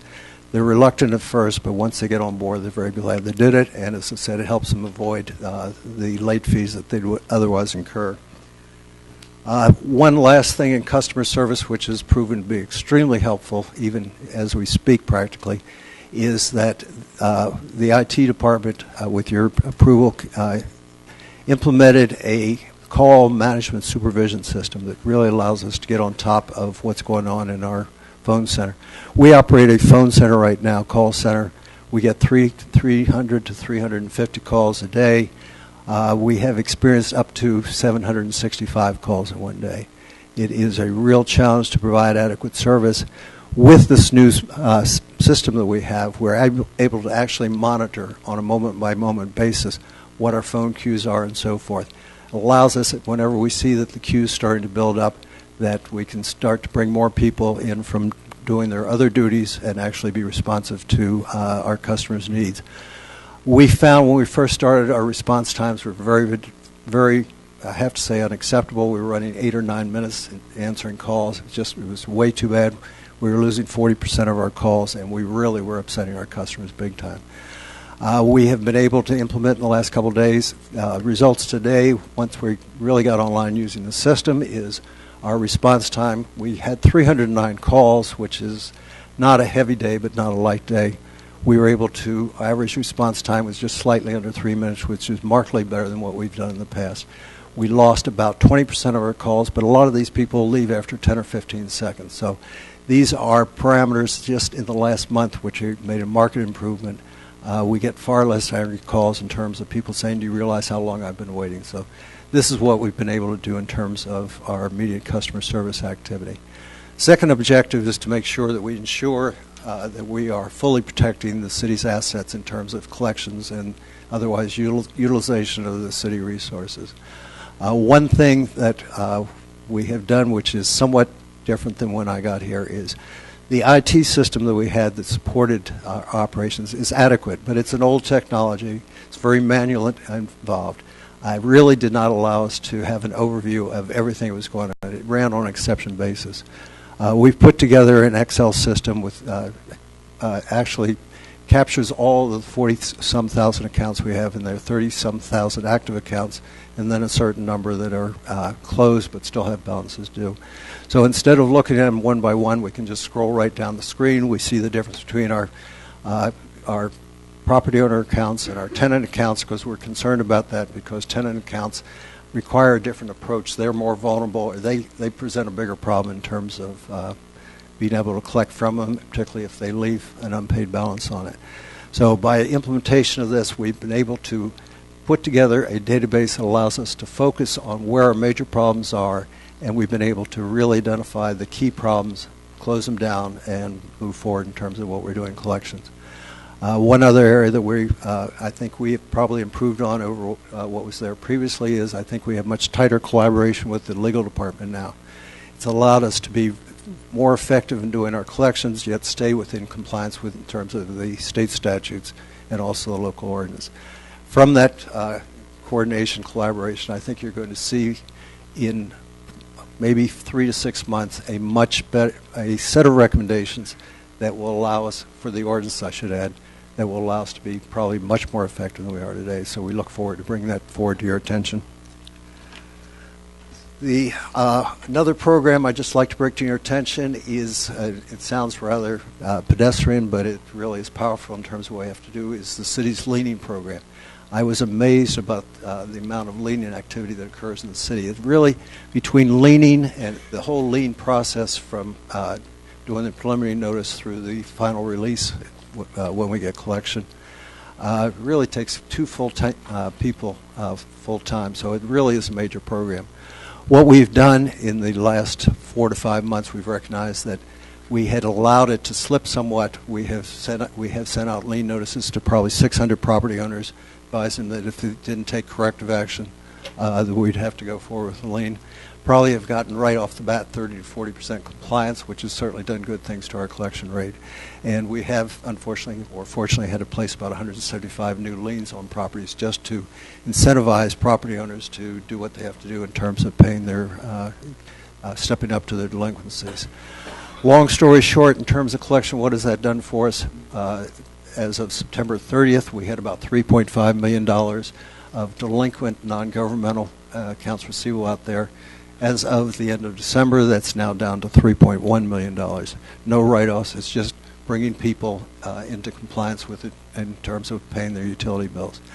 I would add two additional things I'll add. One of the issues that we deal with, which is kind of not major in scope but is problematic, is we have a lot of construction meters out there. We have enough problems just reading the meters sometimes because of the obstacles that our residents put up in terms of allowing us to get to their properties. Construction meters present an additional challenge that they are mobile and they kind of disappear from sight. Recognizing that to be a problem, we put together a very aggressive program to bring them back into compliance. The other day we got one meter back that we hadn't seen in probably a year, and with that was a $66,000 payment. So it is just one aspect of what we're doing, but it's part of the whole picture. It's resulted in this improvement in delinquent AR over the last 4 months, I think. Lastly, as I said, the other thing we're doing is to reinforce our department. We're trying to create a very positive workplace for them. What we're doing is the management team is firmly committed to make sure that their first priority is anticipating and meeting the needs of their staff. So that's in place, and we're doing it. We have reached out to our staff to make sure they're involved in everything we do. All the programs that anything that we do, results are distributed to the entire staff so that they feel a part of what they're doing and they feel they're making a contribution to it. We found that to be very positive. So long story short, with the technology things that are coming in place, as I mentioned, the remote reading program, which is totally going to change the way we relate to our customers, a technologically driven call center, which is allowing us to be much more responsive to our customers' needs, a very effective online billing, delivery, and payment system, which is they're finding a lot of satisfaction. And what I didn't mention before, which is really going to change the way we do business, is the ERP system is really going to be a fundamental change. When all those are in place over the next 2 to 3 years, I think you're going to find customer service is not going to be any longer your grandfather's customer service. We'll have a whole new way of doing business. Thank you so much. Thank you. I just had a couple of quick questions for Director Anathan. You mentioned about like the call stuff. Yes, do we have that? I never call. So, but do we have that that system where like there's certain businesses you call and like it'll tell you there's an 8-minute wait and you can punch in your phone number or something and it'll dial you back when somebody's available. Do we have that? We're not that sophisticated at that Okay. time, Patrick. I don't think we're that sophisticated. Patrick may tell me otherwise. I think it's, I don't know if it's FPL or GoDaddy.com or one of these places I called the other day had that system. We do have the capability. We just haven't programmed it in yet because we've got to determine what the best course of action. There's going to be some ramifications to doing that in terms of call flow. Yeah, there's some workflow issues, yeah. It is something I have discussed, but we also do have the ability to monitor calls real time, which I think Bob has just started instituting for training But purposes. I will say that as of today, one of the things we watch is the number of calls that are forced disconnects because they can't get through, the queue's too long. Today it was 0. So in the scenario you just mentioned, nobody would have gotten to that point today. We got them all before we would have gotten to that point. Second quick question about the AMR, the automated meters. Yes, sir. Like, I know I probably ask this every time that topic comes up, but like, where are we on that? Are we 5% implemented? 10%? I would say we're about 50. Yes, we are, I believe, somewhere between 45 and 50% implemented. Oh, so we are. We're expecting implementation in about August. Oh, so we are. Yes, exactly. Because, see, this is one of those things that when it was first brought up, it's like, it just seemed like the end date was, right. It's, like, well, once we got the vendor, next century, and it's finally here, so that's great. Once a vendor was determined, selected, you approve the award of the contract, they had about a year to take care of things, and they're on schedule. If you go on our website, you can see a map of what they're covering, and what percent they've wonderful completed. news. They're shooting for about 130 installations per day right now. All right, last question, and I'll let you go. You mentioned about like the 3.5 to 3.1 of the uncollected stuff. Yes, sir. I remember seeing this statistic somewhere down the line that it was presented to us. What percentages are uncollected, if you will, And has that been trending down, or is it pretty much stable? What's the story on that? Well, I'm not sure if I'm going to address this correctly. I mean, the answer is we're trending it downward. I won't guarantee you it's coming down month over month, but it's come down for the last 3 months in a row. I think we're going to hit a couple bumps, but I think the trend line is down. I'm not sure if I'm directly answering your question. No, it's all right. I seem to remember a number like 8%. Was that about right? Delinquency rate. Delinquency rate. What percent is delinquency? Twins between 8 and 12. 12 on a bad month. I'll have to get back to you. All right, all right. That's not enough If you have it, shoot me an email. I'm just curious. Sorry. I see, because I remember that. I seem to remember a number of 8, more or less. So, okay, thank you. Thank you, Director Anethony. The Chief of Police. Brief. Good evening, Mayor, Council, Manager, and staff. Remember this number, 4984. 4984. Well, if you remember 11 days ago, we had a considerable incident that happened in the city of North Miami Beach. That was a very dark day for North Miami Beach Police Department and North Miami Beach as a whole. The silver lining was the fact that Officer Lino Diaz was able to survive his wounds and began recovering very well. On Sunday, there was a half marathon up at A1A, and Lino was registered as registered number 4984. He was not able to take to run that race because he had a .45 caliber bullet in his leg, and so people in the police department got together and they ran it for him. So I was really proud. Of them to come forward like that, and they ran on behalf of Lino, and it was really a great time. So I thank you all for your prayers and thoughts and well wishes for Lino as he was going through that time in the department as a whole. And we were very fortunate that, as bad as it was, we all know it could have been so much, much worse. On a slightly different note, you'll see where I told the manager that we had a new initiative that we were looking into, and as late as within the hours before this meeting, we found out that we had some schools wanting to take this on. And I'm going to talk about a flash of genius. And if we go back to the day we had the Snowfest, and we had that real neat place where we were giving the toys away, there's a little girl in there, and when she went up to get her present, she was afraid of the police. And so I kneeled down, I talked to her for a few minutes. I said, we have to do something about that, for kids to have that kind of a fear of the person that's supposed to be helping them. And I thought back on Officer Friendly, back in when I was in grade school, and they rode a horse to, no. But I thought that was such a wonderful, wonderful thing, and we are rolling that back out again here in North Miami Beach. And we do have 1 or 2 of our local elementary schools that have already signed on to assist us. I'm going to hold off on their names because we want to make sure we get the deal completely inked with them. But I think it'll be a very positive thing for them. And to address our older children with the school safety patrol, this year we were able to take and honor them and give them some Christmas gifts and stuff like that. We thought, how do we take this up one step higher? As the manager's always pushing a little further, see what we can take it up another step. And that was, we decided to roll back an old thing called Chief for the Day. And we would take in these kids and the kids that are involved in our youth crime watches at 2 of our local schools. They will present an essay and about crimes or incidents or issues in their neighborhood and what they would do if they had the power to do something with that. And then we will take and go with those winners. That one will be the chief for the day, and one deputy chief, and one the major.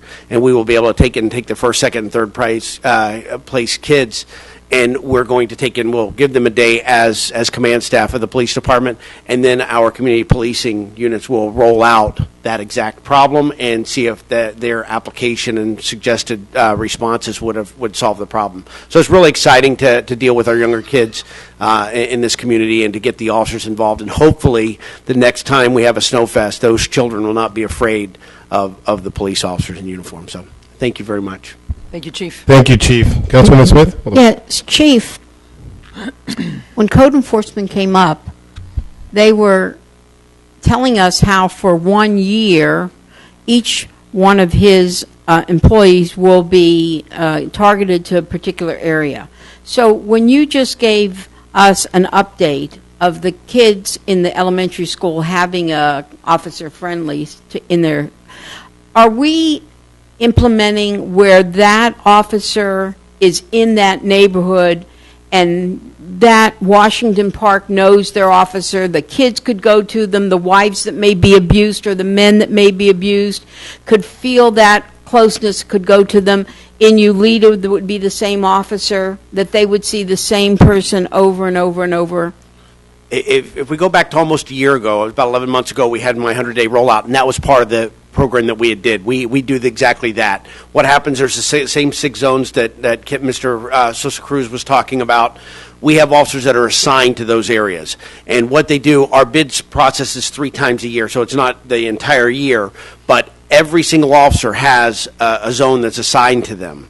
And then what happens is the desire is to, while we cannot place complete community policing throughout the entire department at this point, this is a step towards that direction to where you have an officer that has their zone all the time. We want them, and I've given them a lot of latitude and abilities to do whatever it takes to make crime go down in their area, whether it's heavy traffic enforcement or stepping out and talking with the kids or playing basketball, whatever it took. If they're able to show that works in that area, then we celebrate their success in it.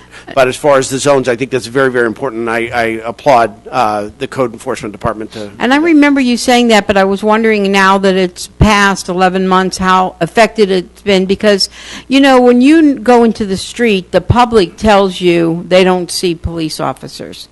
And whether it's true or not, it's inconsequential. If they believe it's true and they live there, then it is important to all of us. We have to have a force, and that's why I thought that same attitude from the officers, that is my neighborhood, that's my charge, that's the one I want to be friendly with. I wondered, how is that effective? Are you seeing a real change, a real community feeling of togetherness because of that? Well, we've talked about a lot of those type of things. I can tell you this year versus last year, we had 82,655 self-initiated contacts this year versus 64,000 the previous year. We had an 80% reduction in complaints. So, and our crime prevention is up. Our burglaries last year closed at 18.68% down, which is one of an area that I really wanted to push hard on. So that was successful in that area. And the fact that the officers are making more arrests, more contacts with the citizens, you would think that should be an equal number of complaints, but in this particular case, we had an increase of a 52% increase in traffic citations, 34% increase in arrest, and an 80% decrease in complaints. So I think that's awesome. I'm hoping that's indicative of us doing that, but we constantly are striving to ensure that we're not resting on our laurels with that, and we're actually reaching out to the community to make sure they know that there's an ability to make complaints in the event that there is a concern, because we certainly don't want to blind something like that. No, I appreciate it. I think that's awesome. Thank you. Thank you, Chief. Thank you. We've already discussed the ERP, so I am going to move forward to one of our signature events in the city, which I'm sure that Councilwoman Spiegel will talk about it a little later. Last year we had over 600 participants, 600 walkers, and this year we're going to even have more folks come out. This is an initiative from the council, COSW, Council on the Status of Women, Commission on the Status of Women. We've also partnered this year with our Chamber of Commerce, and our Parks and Recreation Department and Director is working with our Public Works Department, and we plan to have a truly amazing event. And one of the things that we've spoken about is an ongoing advocacy to continue to move, to get moving, and to really have folks discover or rediscover the Snake Creek Canal, which is a gem in our city. It's a gem in South Florida, folks. So please put this in your schedule and come out, bring the entire family. It's our Heart Health Walk and Health Fair, and it'll take place Saturday, February 28th from 9 to 1 p.m., and the gates will open at 8 a.m., for registration, and it's going to take place at the Gwen Margolis Amphitheater, 16501 Northeast 16th Avenue. We're going to have music, entertainment, and we're going to unveil some amazing surprises. For those of you that didn't get to see the new Columbia Playground, it sits on the path of the Heart Walk. We're going to be unveiling some art sculptures that also serve as bike racks. So a lot of great surprises and a really great event for the entire family. Wouldn't you say, Councilwoman Spiegel? Thank you. Yes. This grew out of the Commission on the Status of Women, and for all of those of you who are listening who are women who have mothers, sisters, daughters, wives, it's really important. Heart disease kills more women in this country than any other disease, kills more women than cancer does. 84% of all women in this country will have some form of heart disease. So the idea is to get out, get moving, get started. Councilwoman Martell lives along the Snake Creek Canal. She can tell you how beautiful it is. It has been a citywide project. We've cleaned up the canal. It is 2.6 miles. Get out there and walk. If you can't walk the entire 2.6 miles, number one, it proves our point that you need to get out there and get moving. Number two, there are places that you can cut off and go back. There are going to be vendors, people like health food, restaurants, running depot. There are going to be 3 food trucks, Mr. O'Connor? Two food trucks with healthy foods out there. Councilman DiFilippo, how many people have signed up for the Chamber's health fair? We have well over a dozen so far. Okay, so you're going to be able to come out, get all sorts of information, product, find out about other resources in the city, and go out and have a great time. There's going to be music, raffles, whatever. There will be T-shirts. In the mayor's eyes, the best part about it is the orange and blue bands that we're giving out that remind you to get out there and get moving. It's not for the Gators, it's for the city of North Miami Beach. So it's Saturday, February 28th. Gates open at 8 a.m. The walk starts at 9. The music, the prizes, the raffles, the food will go on until 1 p.m. And come out and join us.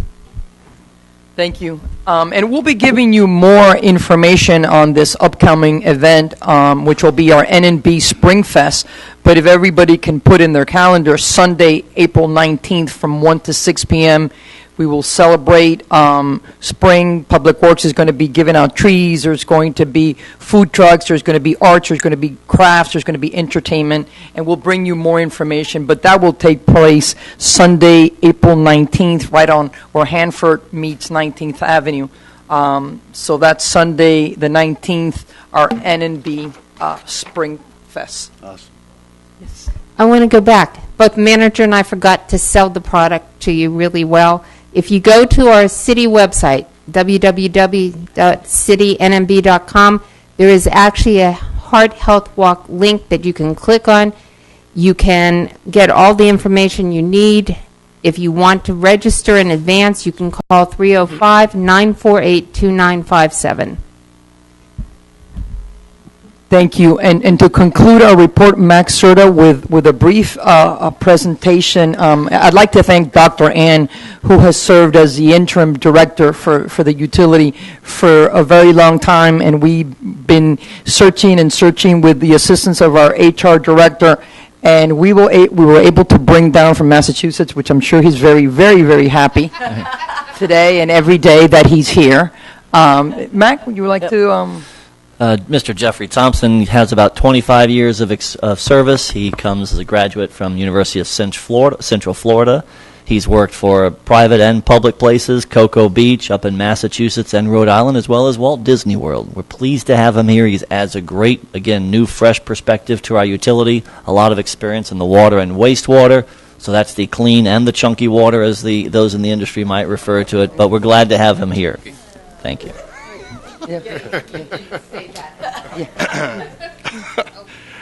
Yes, thank you. Mayor, Council, it's a pleasure to be here, an honor to be here and be part of this city and part of this utility. as Mac mentioned and the manager mentioned, certainly it was a sacrifice to leave behind the wonderful Boston weather, but happy to do it. So, again, looking forward to working with all of you, working with the PUC, working with the city staff here to move the utility forward. So, thank you. Thank you so much. Welcome aboard. Thank you so much. And that concludes my report. Thank you so much. That's it? Well, I had to make up for all these months of not really having a report. I All right. could have sent you a long, long email. All right, Mr. Smith, city attorney's report, please.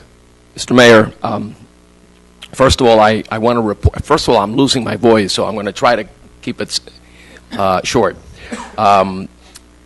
Just want to report on a defense verdict, another win on behalf of the city on a police case alleging excessive force. I believe the demand was $100,000. We got a jury verdict in record time. I don't think I've ever heard or seen a jury come back in less than 15 minutes. It was an incredible win, and Dottie was our attorney designated to defend us in that case.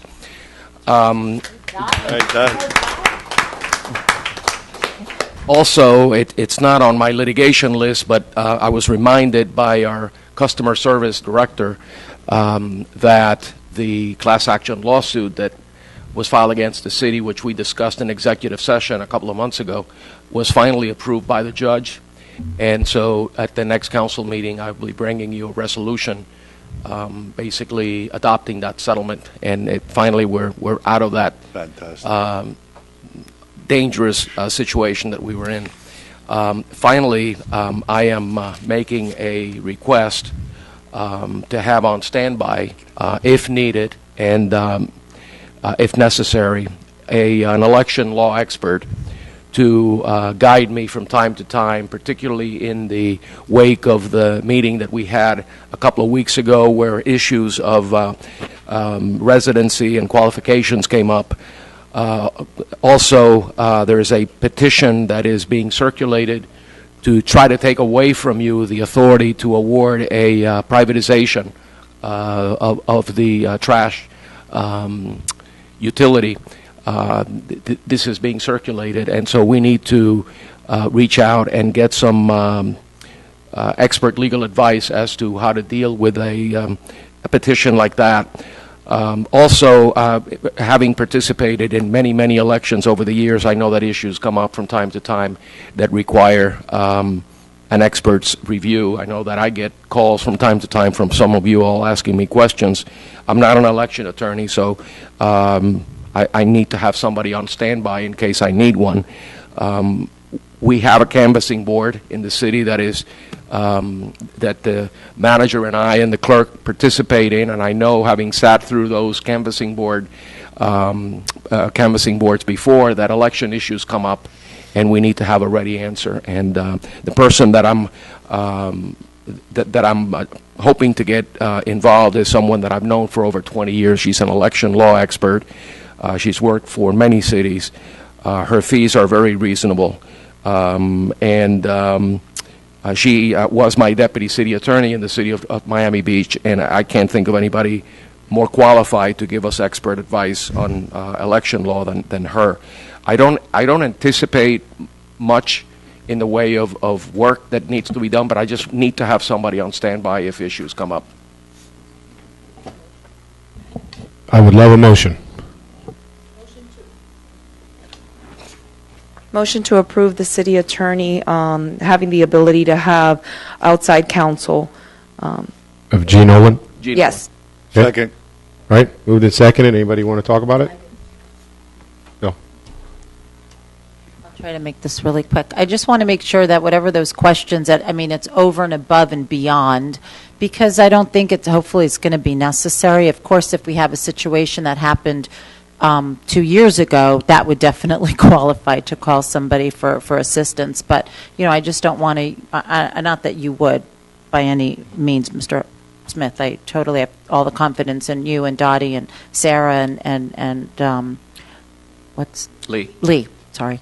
And, but, you know, I just don't want to be, you know, a lot of questions are being asked by, you know, even the council. You know, hopefully it's not going to always be needing a phone call to her. No, no. But I anticipate that issues are going to come up. I'll give you another example. We're going to have a charter workshop next week, I believe.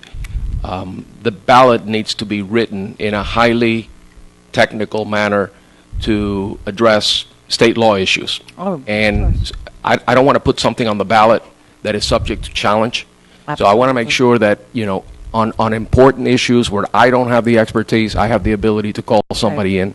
And again, I think 90% of the time I'm able to do things involving election law and campaign stuff, but there may be situations where it would take me 10 hours to research something that Gene Olin would know in 15 minutes. Okay, great. I just didn't even think about the charter, so. Councilwoman Smith? Having read the packet, as I do, I see that you have a great relationship with her. And I see that her past history has really been in this whole field of election law. So if you have that confidence, you know, I can't imagine, but there's things that could come up that none of us even could think of now until it actually happens. And I think that the whole gist of doing this, when they are out in the public and they start yelling, you know, we have lawyers, now you're hiring more outside counsel. The whole purpose of this is that we nip in the bud something by an expert in that field immediately and erase any questions. So I just see that if it's something you feel that you need, you have the relationship, I'm going to agree to go along. Thank you. She's a lawyer's lawyer. If I had to pick someone to help me in a bind, she would be it. Right? Moved and seconded to allow the attorney to engage outside counsel, Gene Olin, if necessary. All in favor? Aye. Okay. I don't see anyone opposed.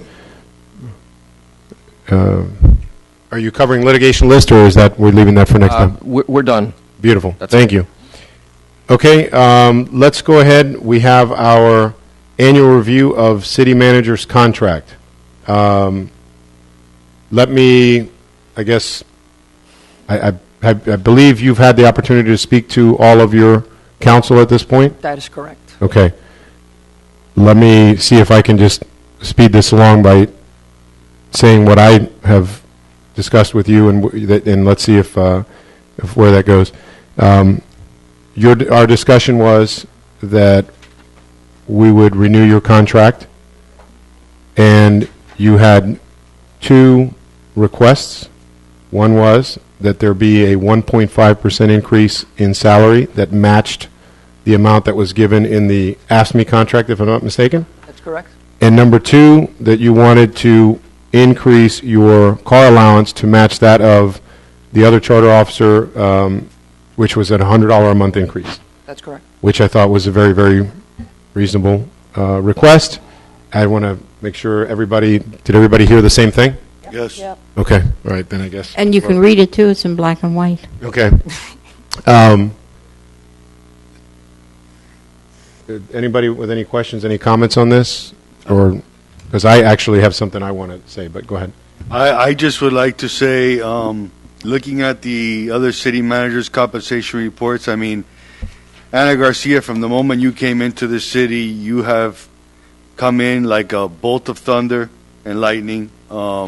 I can tell you that every day that goes by, the city of North Miami Beach is in better hands and better care and moving forward.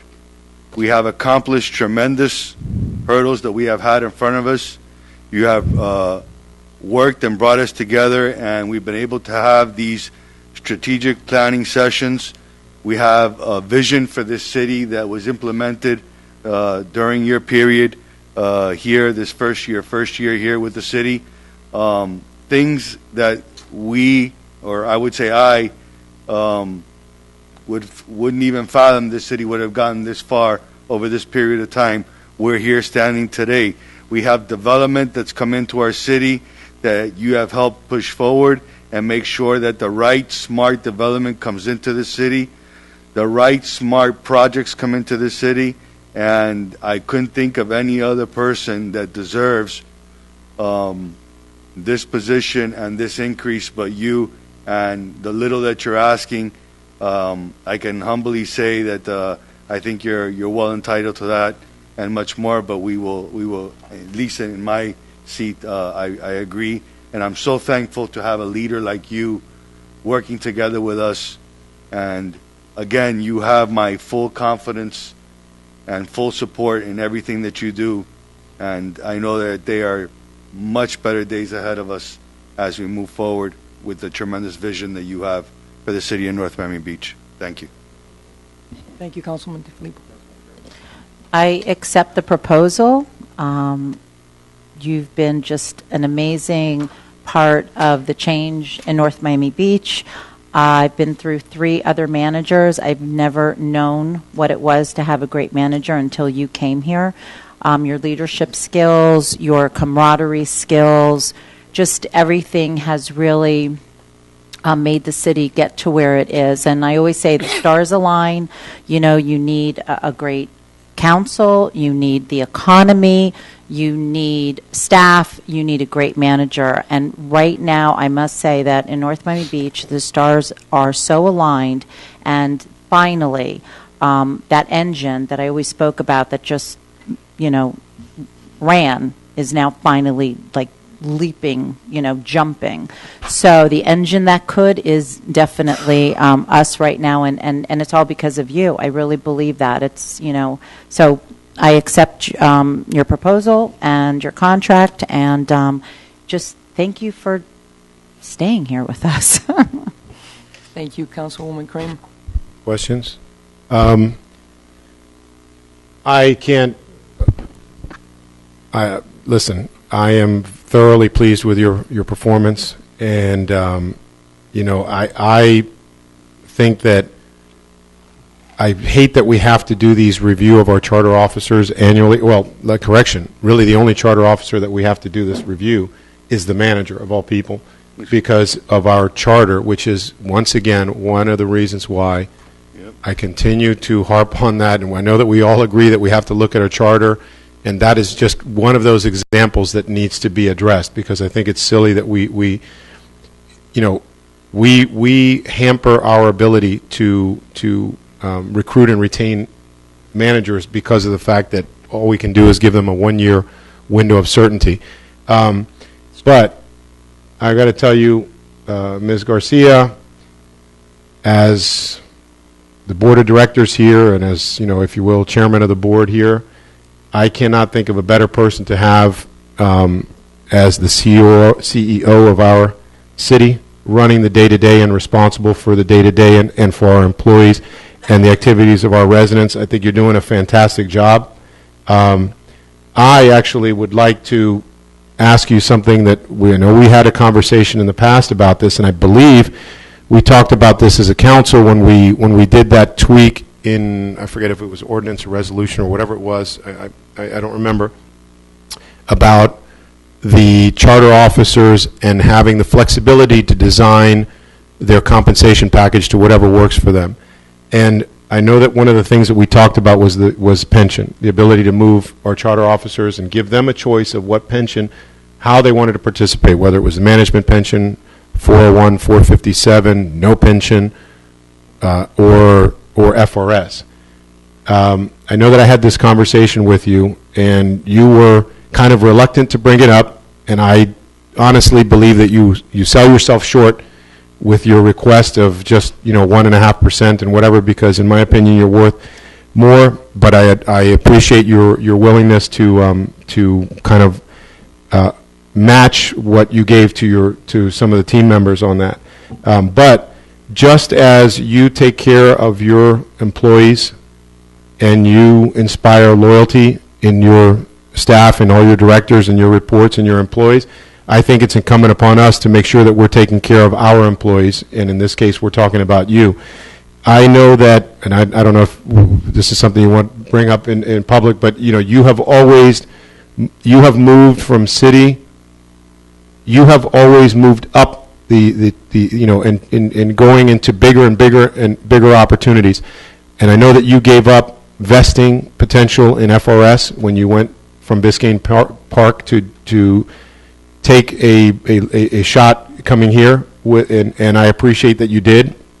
I would like to see if you want to, and if you want to get into FRS, I've analyzed the numbers. I know that we are currently giving you a 20% contribution to 401 or 457 or whatever it's called. That's correct. Defined contribution. I researched the cost of senior management class in FRS, and it's currently 21, I believe, 21.82. Correct. If my memory serves me correctly. I would like to see, I think in really taking care of you, I want to give you the option that if you want to get into FRS and in lieu of your DC contribution, I would support that because I think it will help you actually, finally lock in one of your pensions that you have not been able to in the different cities because you've always moved for bigger and better assignments and to climb the ladder to become a city manager, and you haven't had a chance to vest anywhere. I would like to give you that opportunity. It would be something we would have to discuss here because it's an additional 1.82% in cost to us.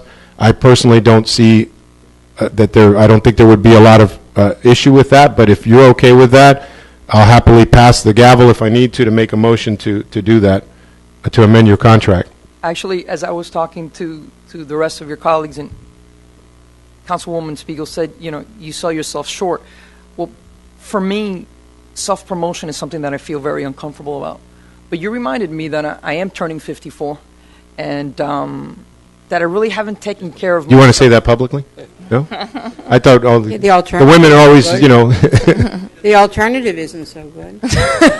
Well, but the truth is that you brought to my attention my 4 years of FRS in Biscayne Park, and that you all contribute 20% to a 401, and to make a 21.8 contribution to an FRS, or in 2 years I could be vested. So when I'm 62, I get a little something. And because of the fact that you guys cannot offer me a multi-year contract like Palmetto Bay or Pinecrest or a multitude of cities, and because we need this stability, and because I want to be as married to you guys as possible, I think that would be something that I would like for you all to support, which is really a drop in the bucket, but I can tell the world, hey, don't look at me because I'm taken. Well, I will. The motion to. We don't have a motion. Oh no, we floor can't at all. do that, right? No, but you were just saying you would pass the gavel. You would. Well, no. If somebody wants the floor, they can do that. But we need a motion to. We need a motion to approve her contract as is, and then we could amend it if we need to. Right. All right. So let's move on. Because the contract is. I make a motion to approve the contract. Second. As submitted. Okay. So we have it moved and seconded. I kind of went a little out of order with that, but I guess you did. I can. Well. So let's vote on. No, we vote on what her contract, or what do you we would need to put this into it? Here's how it works. Stan. Here's how it works. There's a motion on the floor to adopt the contract that is sitting in front of us right now.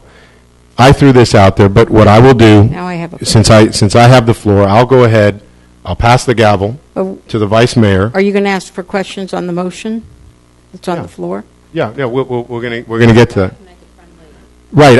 What I was going to do is I'll pass the gavel so I can make a motion that we, a friendly amendment to the motion that we adopt the contract as is, except for swap the DC contribution of 20% for enrolling the manager in FRS at a 21.82% or whatever that exact number is. I'm pretty sure that's what it is. I looked it up. That's the only change I propose. Other than that, the rest of it. Do we second that then? We get Wait, who is my maker of the motion? Phyllis and me. Right. I'm sorry. You've got the gavel now. So. Okay. So, if wait. she'll accept my friendly amendment, then But did you want one of us to just Excuse go ahead and me. make the friendly amendment? Excuse me. I made it. Okay. Wait a minute. Here we go. Oh. If Councilwoman Smith will accept his friendly amendment, and then your seconder will accept it, then you can vote on the item as a whole. Okay. The contract and the 1.82% to the FRS. So, Councilwoman Smith, do you accept his friendly amendment? Where do I ask my questions? What's your question? I have questions. Oh, now Did you- then. I'm sorry. Yeah. If you even whether if you accept it or not, just to clarify, whether she accepts it or not, we're going to go around the horn. Everybody's Right. going to have their 2 bites at the apple of whatever it is we're discussing. If she accepts the motion, we have 2 rounds to discuss that particular Okay. issue, and then Right. we could either kill it or continue with it or whatever. Right? So, either way, you can either ask your questions now and then come back to the friendly amendment, or you can accept the friendly amendment, get the seconder accepted, and then you have your 2 rounds of questions on both issues, the contract and the new FRS.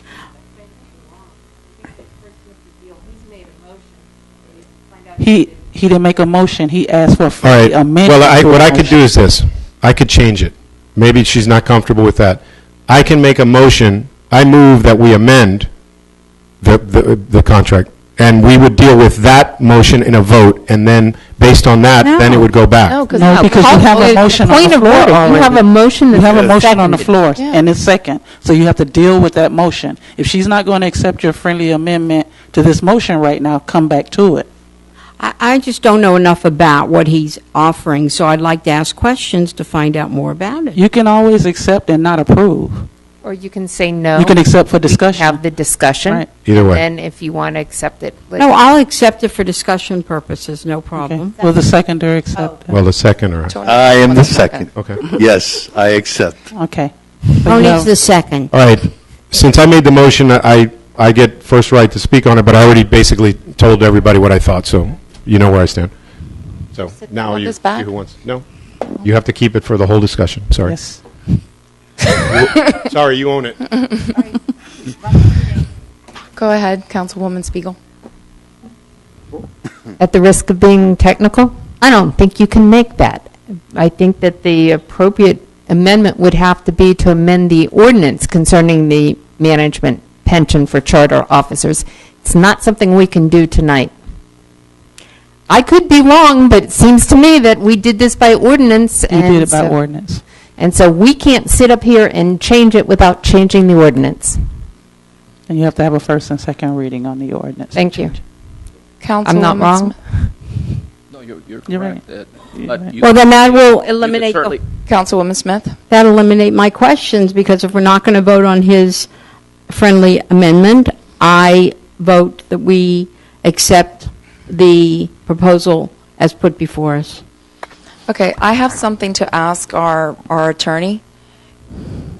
Well, actually, I don't think you were present when we did make some changes, but didn't we go ahead and have an ordinance or a resolution in which we were able to separate the 3 charter officers when it came Yes, to pension? I wasn't here, but I remember reading the ordinance, and you can do that.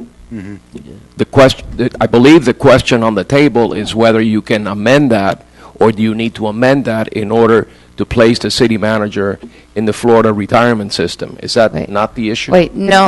What the question is that I don't think we can sit up here and change the contract to provide for something that is contrary to our existing ordinance. That if it is something that we want to do with regard to our existing pension ordinance, then we have to go back and do it by way of an amendment to the pension ordinance. This is a legal question. Well, Right. I assume, by the way, that this is not something, I assume that this is a statement that we are making to put that into motion. And if we need a legal answer as to whether, if it's not possible at all, or if it's possible with some sort of discussion. You can have the conversation, and you can direct the city manager and the city attorney's office to work on a contract which would be, in terms of pension, contingent on making certain changes to the ordinance, but will not go into effect until those changes are made. Okay. If my memory serves me right, that is what we did a while back. Yes. But you didn't we include didn't- FRS. we did not include FRS. You moved your charter, you gave your charter officers the right to come out of the defined benefit program Okay. and go into the 401. But you didn't state the possibility. really? No. Right. Okay. Okay, So wait a the- minute. Oh, sorry, I'm sorry. I didn't- Who's got the Trying to figure out who's next. All right. Well, I Councilwoman, okay, wait. Councilwoman Kramer, please.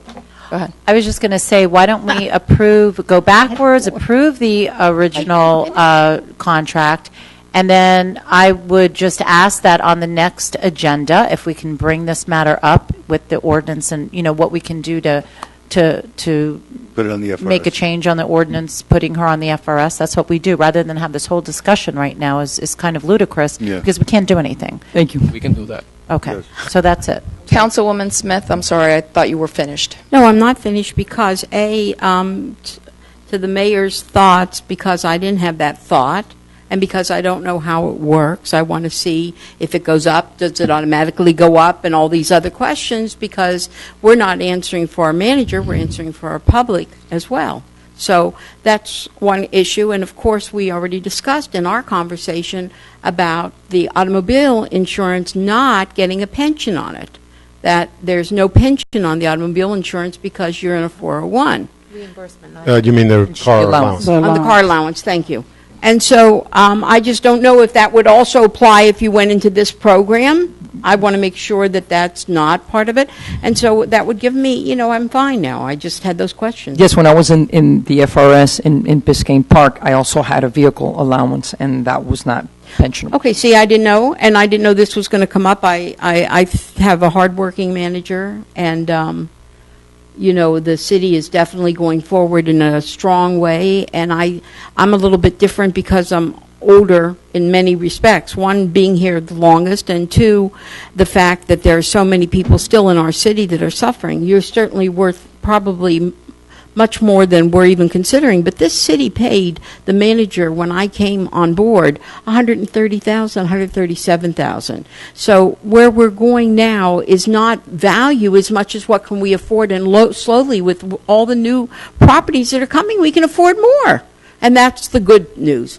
That's the good news. I'm just thrilled that we're going to, I hope unanimously, and give you this contract. Thank you. Mayor Vallejo, if he's Okay. first. I was under the impression that the ordinance that was done before allowed complete flexibility. So if that is the case, then I wasn't aware of that. So obviously, then this discussion doesn't really work in that regard. But really, what I was more trying to express is the sentiment, and I know you guys are probably sick and tired of hearing this, because ever since I got here, I keep saying that our charter officers should have complete flexibility in design of compensation. I don't know how that one escaped us, that we didn't allow the FRS to be an element, but it's an ordinance. We can certainly fix it, assuming that the actuarial and the legal and whatever else allows it. Once again, I think that we should have that as an option for our charter officers. I would like my charter officers to investigate that, and that's my sentiment, because I think we should have that as a tool. That being said, if we can't enact it today, no problem. We can't enact it today. Just pass the contract the way it was written before, and we can always revisit it later. But I do want to get that sentiment out there, because I don't, I think that it's a good thing for us to have that flexibility, and in this particular instance, it's a very good thing for this particular manager, Yeah. and it would cost us basically, 2% extra to give something that would probably work out and keep our manager much happier. But I'm happy to withdraw the friendly amendment if we have to, in order so we can move this along. Madam I accept Clerk, what's withdrawal. is that the right way to do it? That's the right way to do it, sir. Okay, so I'll withdraw that so that we can just go back to the motion as it First stood. and You had to have a second. Second, so we're... All right, so I'm done. I'm ready to vote if anybody else is ready. Do I hand this back to you? No. No? no, Okay, sorry. Not yet. To see if anybody else that Well, I haven't have a spoken second at all, shot. but I'll let Councilwoman Spiegel go. Well, she's already gone twice, but Oh, okay. but she can go 3 times. Okay. I haven't had one bite of the apple, so I'm I just think going to with- say something really quickly. When Ms. Garcia and I spoke about what her contract entailed and what she was bringing forth, I thought it was extremely reasonable, and I thought it was very generous of her to go ahead and stick to what she was also giving her employees. And I thought that is that shows a lot of character in you, to be able to, you know, not take more than what's given to others. So I thought, you know, when you mentioned that number, I was very happy that you volunteered that. And like, again, because I believe that really shows character on your part. I think that everything that's being presented before us is true what the mayor said. You're really, you know, staying below the margin where you really belong. You're a person of action. You're not a person of words. You've taken the bull by the horns. You've come to this city, and you've done so many things that we can see. It's not about talking and talking and talking. It's about putting things in action. And that, you know, just from the zoning overlay that has taken months to do, but it's an enormous part of our city. The Parks Master Plan, to be able to show our residents what we can provide them in the future and what the needs of our community is. Our needs continue to change on a daily basis, so putting that together to figure out what we need. And you know, the support of the strategic planning, so many things that you've put forth. I am just so proud to have you here. I think that our residents are so lucky to have your caliber. I mean, there's just no words to, you know, I mean, I didn't say anything because I don't have the words to express what a great person you are, what the type of manager you are, the fairness that you bring to our city, to our employees, to our staff. I'm proud to have you here, and you know, I'm honored to approve what you have submitted so far, and I would like to also, if possible, if we're able to put you in that FRS so you could have that security for your future, I'd like to also approve that when the time comes. But I wanted to let you know how I felt because I hadn't said anything. Thank you so much. I You're appreciate it. I really do. Sure. Does anybody else have anything to say? Call for a roll call vote? If you want a roll call vote? I don't know. Do we do roll call or do we just do You can do this on a voice. roll call vote? Makes it easier.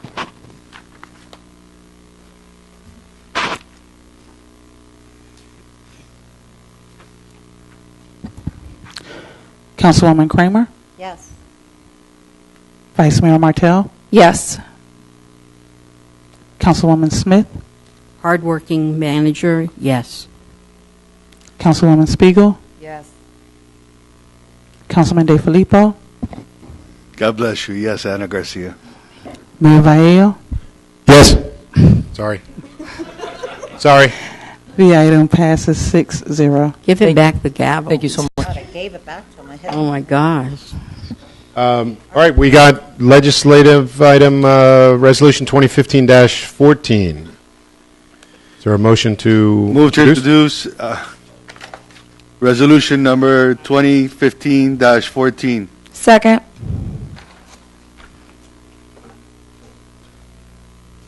Just 1 second, Mr. Mayor. A resolution of the mayor and city council of the city of North Miami Beach, Florida, vesting authority in the city manager of the city of North Miami Beach, Florida, or the city manager's designee to settle, satisfy, or mitigate lien recording fines assessed for a violation of the city's code of ordinances where such lien is to be reduced by not more than $100,000. Motion to approve. Second. We have Candido Sosa Cruz for items 15-1 and 15-2. This is one of the items that we just talked about in that workshop the other That day, is- right? that's correct. So now it's, okay, got it. Okay, if you, Director Sosa Cruz, if you'd just give us the thumbnail sketch for the public that's watching. Yes. What this is about, and This resolution authorizes the city manager to reduce by not more than $100,000 and to execute releases of liens subject to certain criteria. The lien mitigation process will be more efficient, reducing the substantial amount of time and resources consumed in the mitigation process. This resolution does not, well, the city council should continue to approve all of those code violation liens where a reduction of more than $100,000 per lien is sought under this proposed resolution.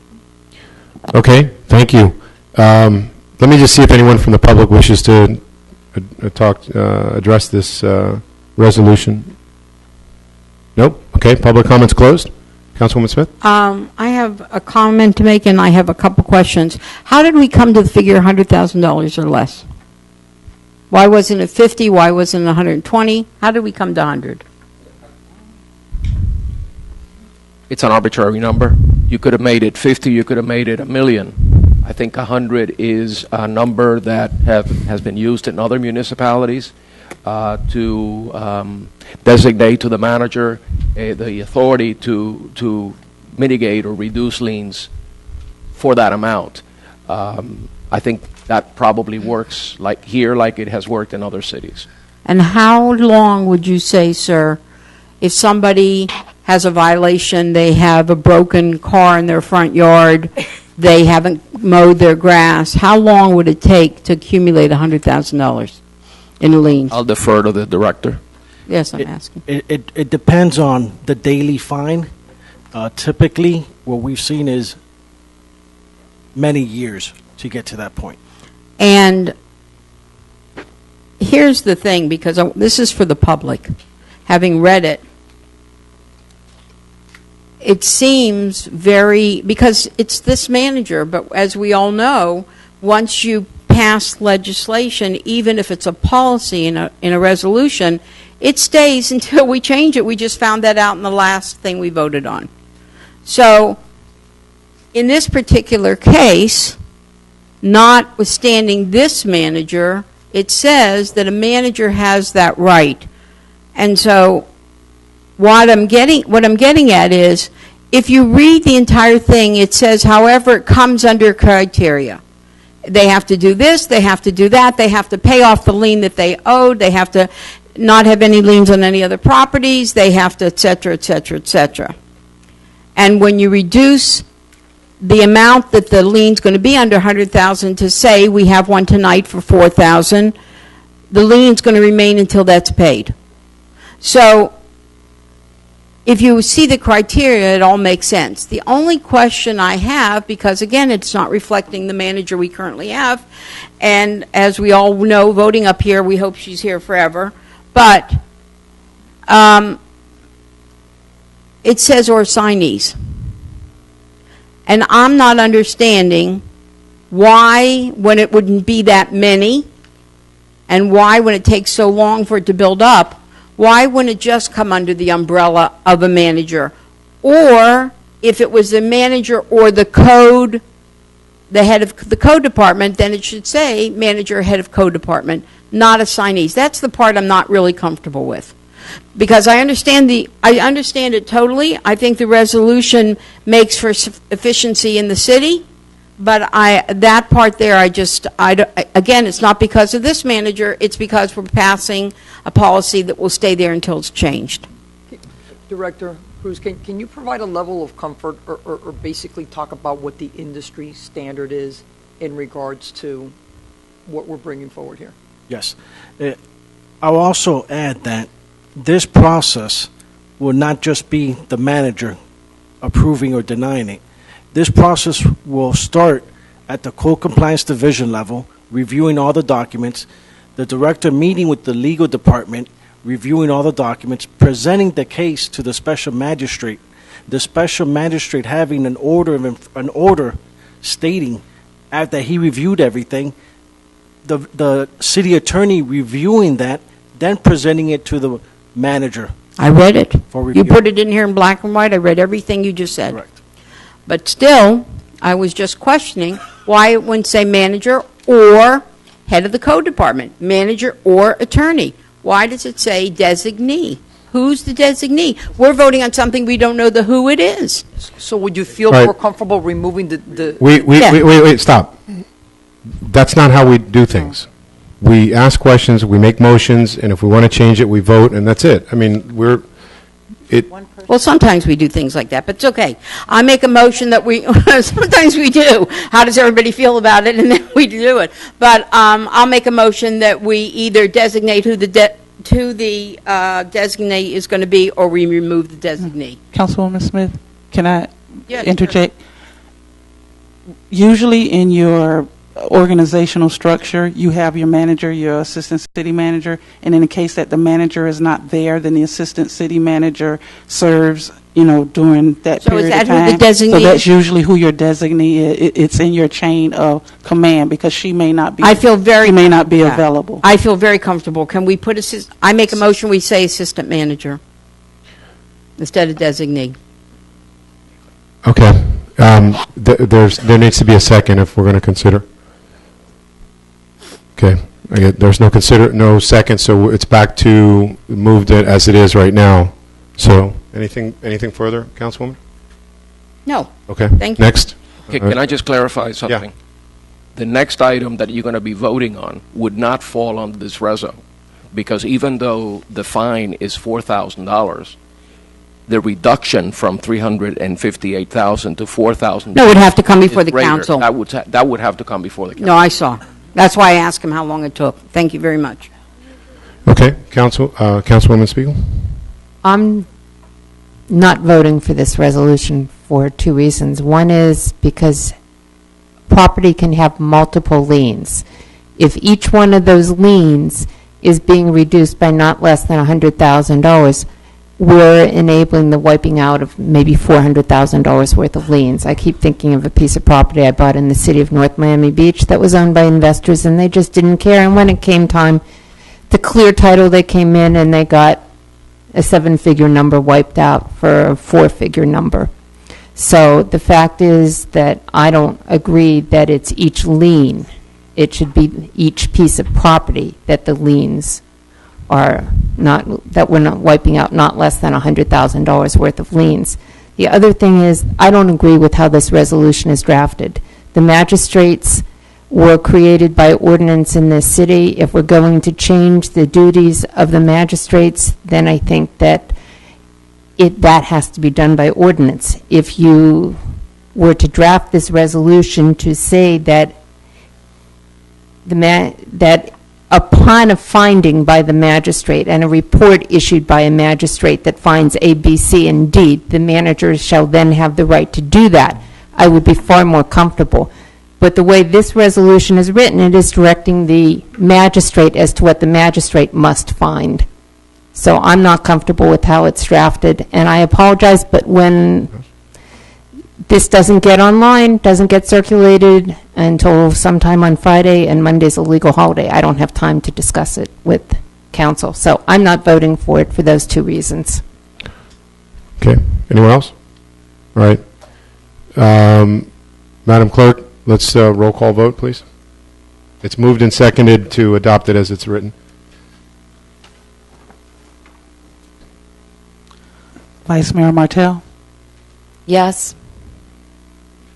Councilwoman Smith? Yes. Councilwoman Spiegel? No. Councilwoman Kramer? Yes. Councilman DeFilippo? Yes. Mayor Valle? Yes. Okay, so it passes 5-1. 5-1. Okay, let's take up item 15.2. If I can get a motion. Motion to introduce. Resolution 2015-15. No second? Second. Okay. Find it. That's the one about the $4,000. 15.2. No. Is it? Oh, yes, it is.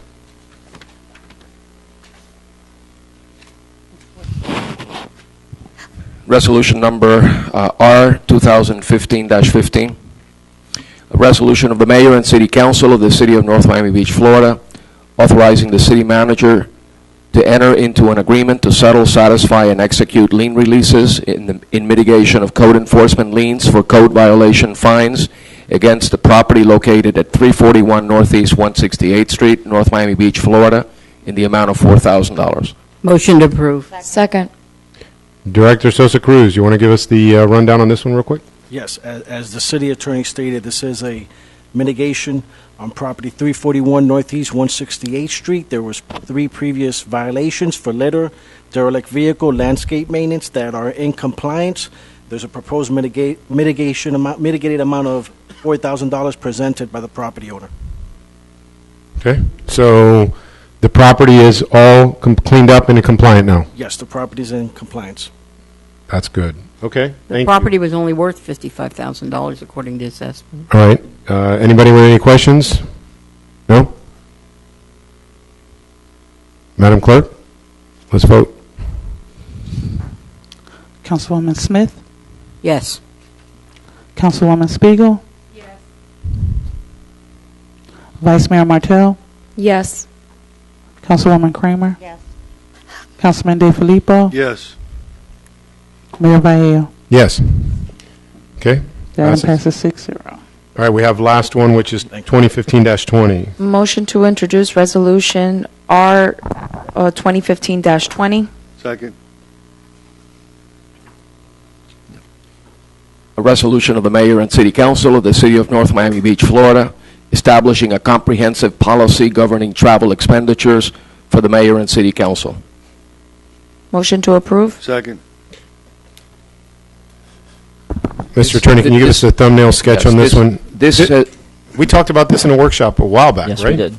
We did. Okay. And basically what this does is it establishes a policy which will govern the expenditure of city funds in regards to travel by members of the City Council. And Mac can certainly deal with the details of it, but I just wanted to make sure that we incorporated the requirement that the Ethics Commission has repeatedly advised cities to incorporate into their travel policies, that it has to serve a public purpose and that it must benefit the residents of the City of North Miami Beach. With that, I'm going to turn it over to Mac. If I may, Mayor? Sure. This is at the request of Councilman Martell, who sponsored this, I think, originally during the workshop. And it has three kind of unique perspectives that will be introduced by this resolution. The first one is that it only applies for travel in excess of $100 outside the 4 counties of Miami-Dade, Broward, Palm Beach, and Monroe. So any travel in excess of $100 beyond those 4 counties, the resolution is applicable. Second of all, it does require that for those expenditures in excess of $100, the council, at some council meeting prior to the travel, it should be reported at the council meeting. So somewhere on the agenda under reporting or under discussion, it doesn't have to be approved by this resolution, but it does have to be listed on the agenda of the travel. If by some reason the travel is an urgency or there's a short time frame, then the manager and the attorney under consultation will determine whether there's a public purpose, and then it will be reported on the next available council meeting. So that's the second item. And the third item is simply that the travel expenses will be maintained and reported on our website. So those are the three unique characteristics that this resolution provides. Okay, thank you. Let me see if anyone from the public wishes to comment on this. No? Okay. Any questions?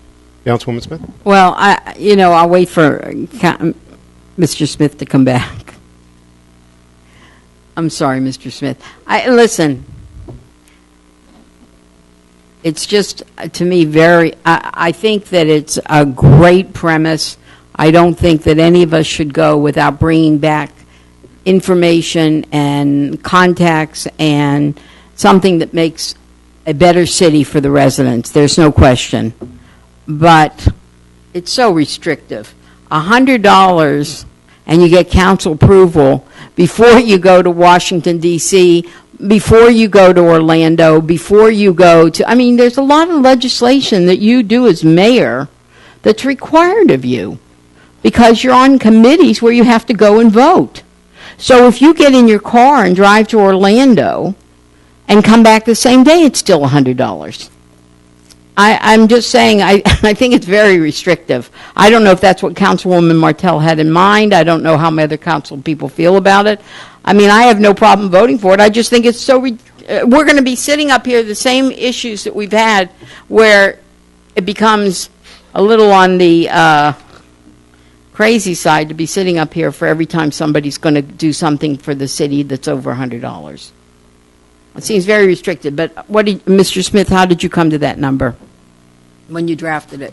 I don't know that I necessarily came to a number. I think that in the process of bringing something forward, I think that staff and the city attorney's office felt that based on the direction that we were given at the workshop, that number would work. If you want to up it to Well, I want to higher include number? the staff too then. I want to include the staff. If the staff's going on a workshop anywhere, or if they're going to spend more than $100 out of the city, when we send sometimes 4 people from the same department, that we vote on it. Remember, this direction came from one of our bosses. I get. Oh, well, that's why we're discussing it now. We can amend, we can take, okay. I hear your sentiments there.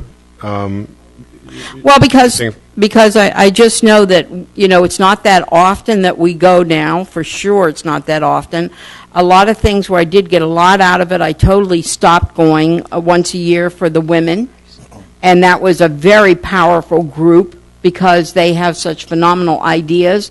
And it was 3 days, it was, usually crazy cities, but the bottom line to it is, as far as I'm concerned, I don't have any qualms about restricting how we travel, but $100 is very limiting, number one, and number two, if we're going to do this, let's do it across the board and say that staff also we have to approve if that's going to be the case.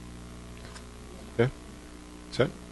All right. Anybody here? Okay. The reason why this came about was, first of all, because we want to be transparent to our residents.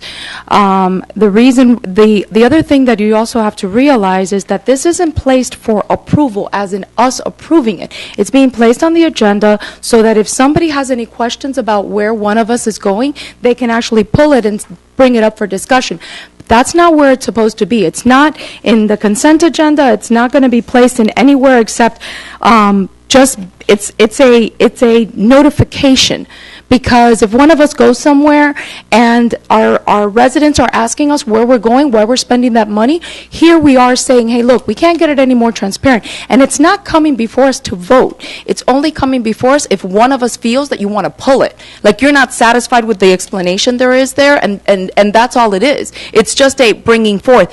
This isn't even like our city seal where we have to approve every single time our city seal comes before us. This is something that's going to be placed on there, and in reality, the amount, again, it's a safeguard for all of us. When we go ahead and we ask to go somewhere, it puts our city manager into a rather difficult situation because it's her position to go ahead and state yes or no. While if we go ahead and we have it here open, yes, we still have to provide it to them as to where we're going, and yes, we do have to provide it to them to make sure that we're going to any kind of event or any kind of conference that benefits our residents. But that's kind of common sense. We're not supposed to be going to Disney World to see Mickey and claim it on the city. And also, when the staff goes ahead and they request something, they have to submit a requisition. They have to submit where they're going. So that safeguard has already been taken care of internally through their policies. We didn't have a safeguard here for us as a council. So that's the reason why this came forth, to make sure that if we go anywhere, our residents don't have to even think about, well, why are they going here or there? No, it's public record. Here we are. We're giving it to you. And it also states in the resolution that if it's something that happens that you're not aware of, a meeting that you overlooked, that you didn't request ahead of time, it is placed on the following agenda. But again, it's not something for us up here to approve. It's more just to make aware of, an event or a conference that you're going to. That's all it's for. Let me, quick point of information here, whoever can answer this, because what you just said about it kind of being on the agenda, I'm trying to figure out how that would work. Where would it be on the agenda? Would it be like a manager's item, just that would be there? No, because it's not something for discussion. This is something to safeguard us. Okay, but so let's say it would be under, miscellaneous items. So it would be under miscellaneous. That's how, Mr. Attorney, that's because how, you don't is require that a okay? resolution, you're going to require an ordinance. I think that it's just a notice that the expenditure has been made, and then that notice also is posted on the web. No, the desire for the expenditure. I guess the confusion may be that, because I got confused with it, was, are we voting? We're not voting on this. This is just a way to make it front and center. Right. Right. Exactly. Right. I'm not. That's where that's why I'm asking point of information. Let's get to the bottom so everyone knows what we're dealing with. I have the same concern that you just raised, and here's the way that I envisioned it. And if the reso doesn't quite say it, it needs to be tweaked. But there are certain events that you all go to that are pre-qualified. League of Cities, lobbying, those kind of events, you don't have to ask permission. But as the example given by Councilwoman Martell, if you want to go to Disney World and have some fun there, then that needs to be approved by you all. But how is that? I guess that's what's not. A vote. No, that's not the way it was supposed to be. Okay. That's a vote. It's not supposed to be that it is placed on here for a vote. It's supposed to be placed on here as notice. Okay. And it would state, let's say Councilwoman Martell is going to, conference this location. To the inauguration Okay. of the president. Okay. There you go, to the inauguration of the president. Let me take a stab at this, and maybe, I've always felt, and I think what I heard when we had this in a workshop, it's been a little while, but it seemed that what I heard over and over again from everyone was a couple of things. Number one, that approving travel expenditures like that puts our employees in an awkward spot, number one. Number two, one of the things that I remember was that everyone seemed to agree that there needs to be a very upfront transparency, like front and center type of a transparency with this kind of stuff. Me personally, and I don't remember if this was shared by the group at the time we did the workshop, I felt that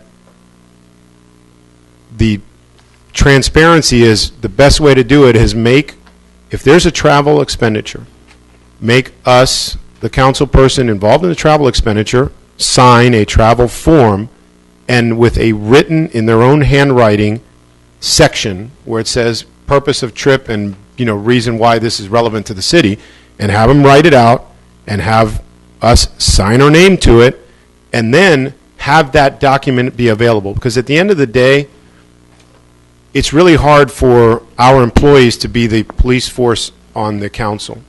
I think the people who enforce this are the voters. And the way you get the voters to enforce that is by making it very transparent and obvious. And if somebody has to sign a piece of paper, if a council person has to sign a piece of paper that becomes a public record with their signature on it and their own handwriting saying I believe that a trip to, that they believe a trip to Disney World is in the public interest, let them, anyone can request the public record and can put it on a blog, can put it anywhere they want. They can mail it to every resident. They can do whatever they want to explain to the residents why, and then that person has to explain to their residents and their voters as to why they felt that it was a good use of taxpayer dollars. And, there's the Ethics Commission. There are all these other things that can intervene, but the key is having the transparency, the document with their signature and their own handwriting explaining it. Let me suggest this then, because the last bullet point in Section 4 is ambiguous. On the one hand, it does say that any and all expenditures of over $100 shall be reported in the next agenda. And then the last sentence, it talks about approval or denial where the expenditure is made prior to the council meeting. So if the So reword that.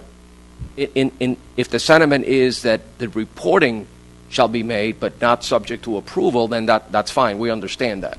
Now, if somebody were to submit a voucher for a trip to Disney World, I would reject it. Of course. And it would not be approved, because if somebody were to make that kind of a request, it would go straight to the Ethics Commission. So I think that I can manage the public purpose component, and the city manager's office will manage the financial issues in terms of making sure that the funding is there, that payment is made, and so on. But for purposes of meeting the test of what is a public benefit, that's on me. That works for me. I mean, I don't know how we, what do we do? Do we make it, do we need to? You want pin to this- table this until Or- we have it bring? I it mean, to it's the a resolution. It can come back at the next meeting if it could be tweaked. I mean, but it's been moved and seconded, though, but somebody has to move to table if that's the case, or I make a motion to table it, and we'll come back with the. okay. the motion to table it so that it can be adjusted. Just that one section clarified. Well, I guess there's issues that have been raised, right? So anyway, listen, it's been moved and seconded to table it, and it can be tweaked. I would suggest then, if it gets tabled, then everybody weigh in and discuss with with our attorney and manager to get it right. Okay, I have to take the vote on the motion to table this. If you vote yes, you're saying table it, send it. We're sending it back to staff and to be brought back to the next meeting. Is that agreeable? Okay. On the motion to table, if you're in favor, say aye. Aye. Aye. Anyone opposed? Okay. Nay. Okay, one. So we'll send it back to the drawing board and bring it back at the next meeting. Okay, that takes care of our legislation. And Madam Clerk, will you please take the reports?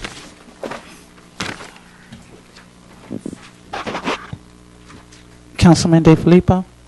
Good evening, fellow residents, everybody in attendance. I just want to start off by letting everybody know that the Chamber of Commerce is selling booths for the Health and Wellness Fair, which is in conjunction with our Health Walk. If anybody out there has a business or wishes to have a booth, please feel free to contact the North Miami Beach Chamber of Commerce at 305-944-8500. Also, if you want to get involved with your community and know more about what's going on and what's going on with the businesses, also give your Chamber of Commerce a call and get involved with your community and with our community activities. We'll be more than happy to let you know and extend invitations to you when we have great ribbon cuttings and events. Again, 305-944-8500. I want to go ahead and thank our city staff, our department heads, our department directors, our city attorney's office, our clerks, our city manager, our city manager's office for the wonderful job they've been doing every month by month.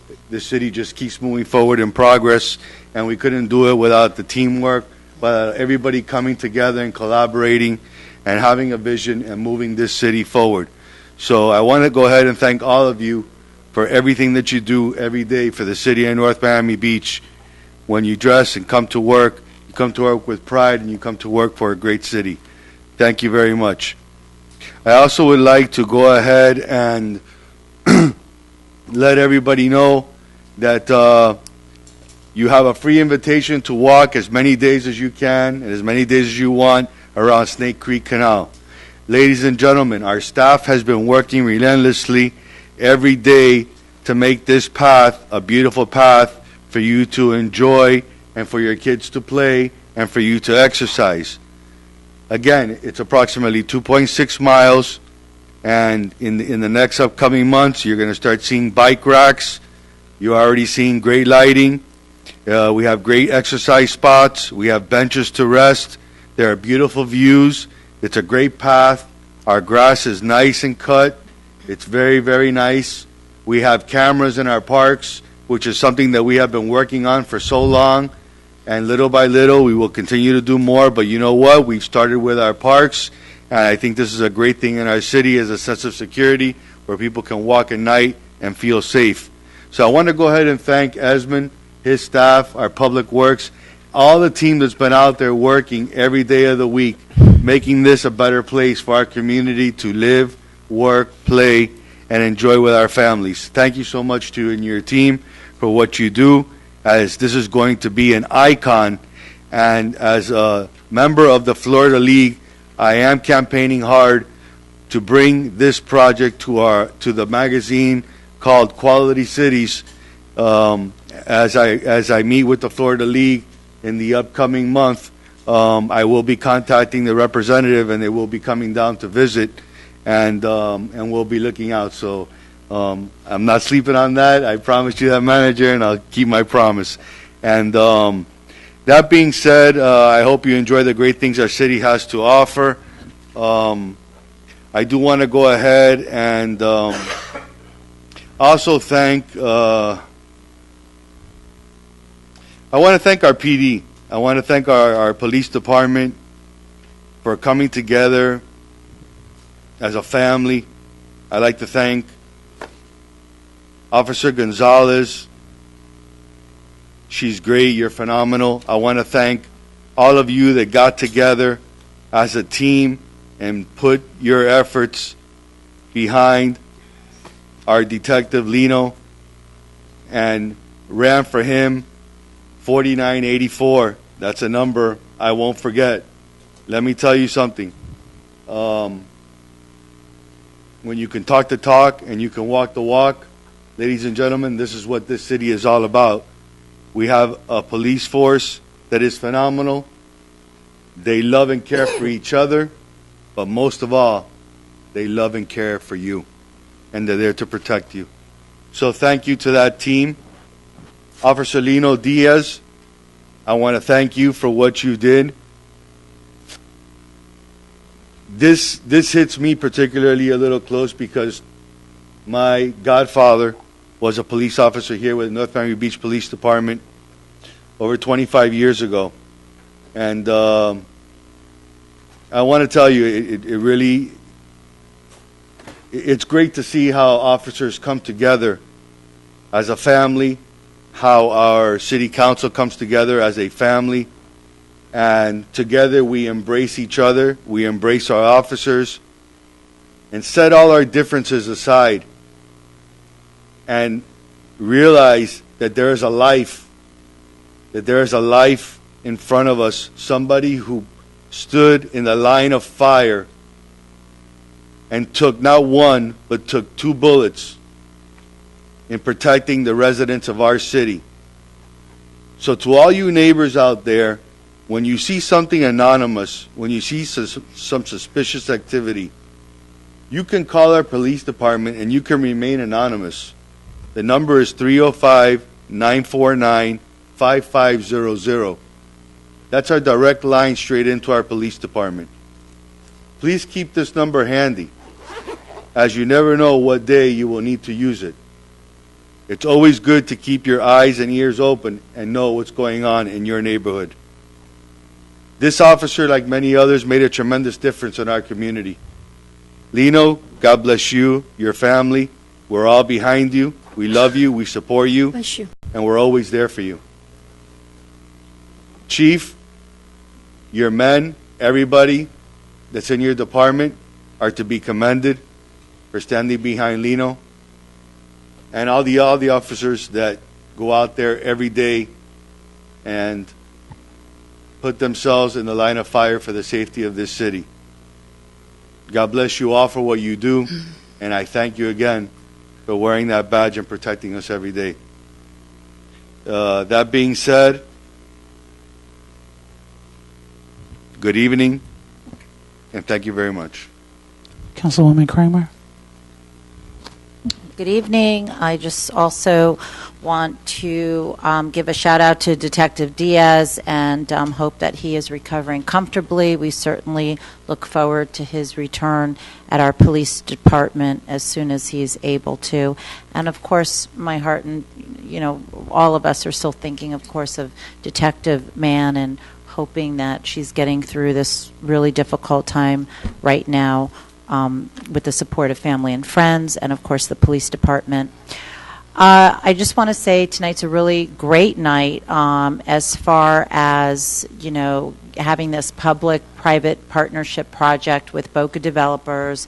It's really showing where our city is headed, and I'm proud of our manager. She really seems to pick the cream of the crop when it comes to her department directors, the ones that you have selected, and the ones, of course, who've been here before you were hired.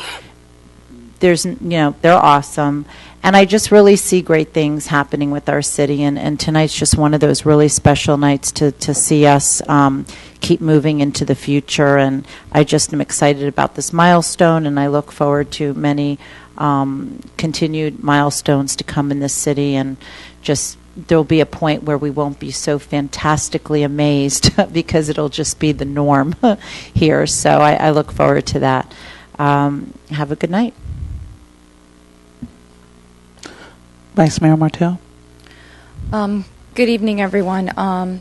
First thing I'd like to say is that the morning that the news was placing about Officer Diaz, it really was very difficult day for all of us, but I was so proud when I got to the hospital and I saw our police chief there, our assistant chief there, our city manager there, my colleagues there. I mean, it was just, it felt so wonderful to know how our city came together for this officer that, you know, we heard in the news and we wanted to all reach out and just know who it was and reach out to him and let him know that he was in our prayers, and thank God that everything's gone very well. And I just want to let him know that we're still so very proud of you for going ahead and doing the job that you do. But I'm so very proud of everyone in our staff that took the time to go down there to visit him, because I know that that's important, especially when you're going through such a difficult time. And he was in such great spirits for somebody who had gone through, being shot is not something I can even imagine, being in that kind of predicament, but just his spirit, he was, smiling and happy, like this is what I do, and I'm proud to wear my badge, and really was an excellent moment to see somebody with that inspiration in him. So thank you for what you do, and thanks to our officers that are out there each and every day. And by the way, I'm going to play the play 4, the 4984, and if I get some money, okay, I'm willing to share. So in addition to that, today we went ahead and we did a ribbon cutting at Columbia. We had one just last week at Ulita. These are the things that we're doing for our residents. These are the things that we're doing for our kids that really mean so much to all of us. Just to be able to provide them with a better, safer, cleaner place for them to play. Is really exciting, and these are the things that I'm really proud of and happy to be part of. In addition to that, this Thursday, February 19th, is my mom's birthday. She turned 75. So to my mom, I say, happy birthday, Mima. So with that said, good evening and see you in 2 weeks.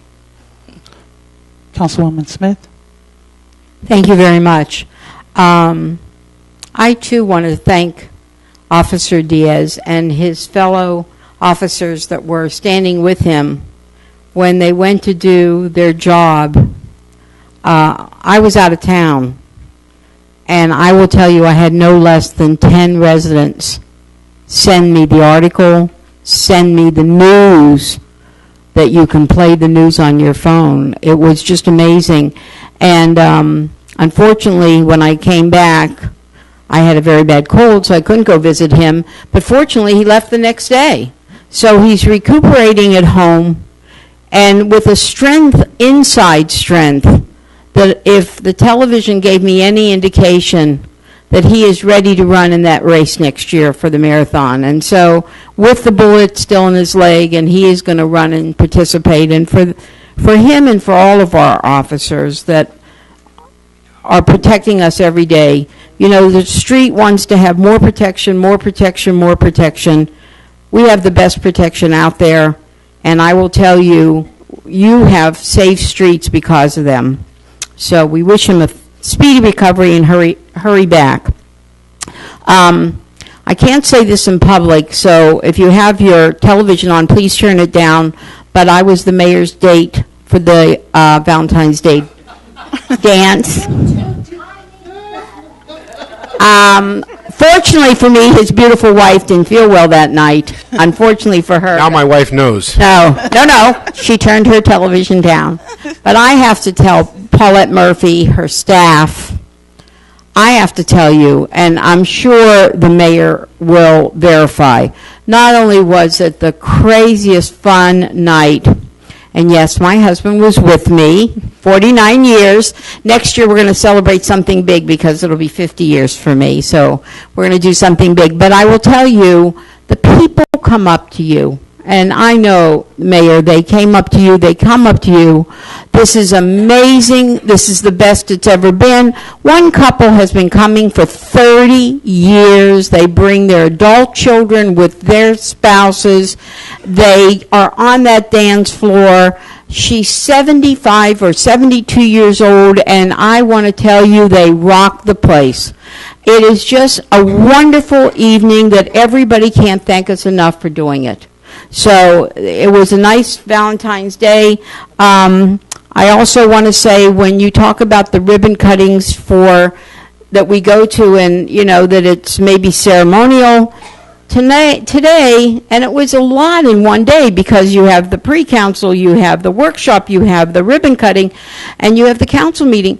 But if you could see, I would say 75 kids, you couldn't even see the ground. On that equipment, it was amazing, the enjoyment, and that's where your tax dollars are going. I just want to remind everybody that tomorrow morning is the seniors meeting at 10 o'clock. Tomorrow night is the CRA meeting at 6 o'clock, I think. Thursday night is my community. No, it's PUC tomorrow night. No, RAB tomorrow night. Oh, never mind, everybody. I have the meeting tomorrow night, and I have a meeting Thursday night while they're all home with their families. But don't worry, you're all well taken care of. And I just want to tell you, we have really accomplished something special.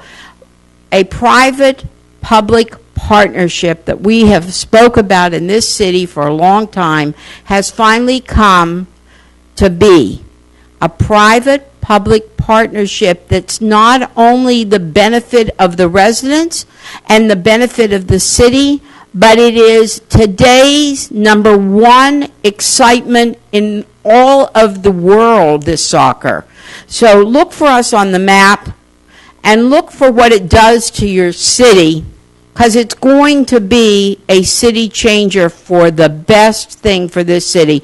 And I want to thank everybody that was involved in all the hard work that it took to get there. And I also say to each and every one of you, please be safe, have a good 2 weeks, and we'll see you next meeting. Thank you again. Good night. Councilwoman Spiegel. I'm going to try and be short. So, Officer Diaz, I'm basically going to say ditto. My council members ahead of me, when you're at the tail end, have said it very well. But a huge, heartfelt thank you to you from me, from all of the council, and from all of the residents of the city of North Miami Beach. Get well soon. We want to see you back. At the risk of being a broken record, the Heart Walk is Saturday, February 28th. Doors open at 8 a.m. The walk starts at 9 a.m. at the Gwen Margolis Amphitheater. It is free. There is no charge. You just have to bring your smile and your most comfortable walking shoes and come out. You're going to have fun. You're going to see the Snake Creek Canal, one of the jewels of the city. You're going to see all the surprises that the manager and Public Works and Esmond Scott and the whole crew have planned. It's going to be fun, and Snake Creek is going to be even more fun to walk. Again, we have amazing people who are putting their heart and soul into this, from the staff who are out there soliciting, asking, trying to get people involved, to signing people up, to people like Greg Williams, who I'm convinced can wheel and deal with the best of them. I'm going to be thanking all of you after the event, but you're amazing. We also have a fantastic library. The librarians are now part of the COSW meeting. They had an amazing event today, which it's already too late to tell you about. But for the month of March, for the children and parents, if you're listening, get your children, especially your young daughters, interested in the essay writing contest that is going to be there. It's about significant women. And there's a $200 prize underwritten privately by the COSW members. And in the month of March at the library, there's going to be an international tea. Tickets are going fast. It will sell out. There's only space, I believe, for 80 people. So contact the library or Parks and Rec, make your reservations. But it's a true gem in the city. On Saturday the 28th is our walk. On Sunday the 1st, the mayor's going to tell you more about it, but it's the Special Olympics. Our former mayor, Jeff Mishkan, and his friends and partners have been spearheading the Special Olympics for years, and it's an amazing event. Go to it. Last but not least, get those recycling bins out tonight. Tomorrow morning is recycling. Have a great next 10 days, and we'll see you on the 11th day, I think, at the Gwen Margolis Amphitheater. at 9 o'clock in the morning. Mr. Mayor, I have two announcements before you make your report. Go ahead.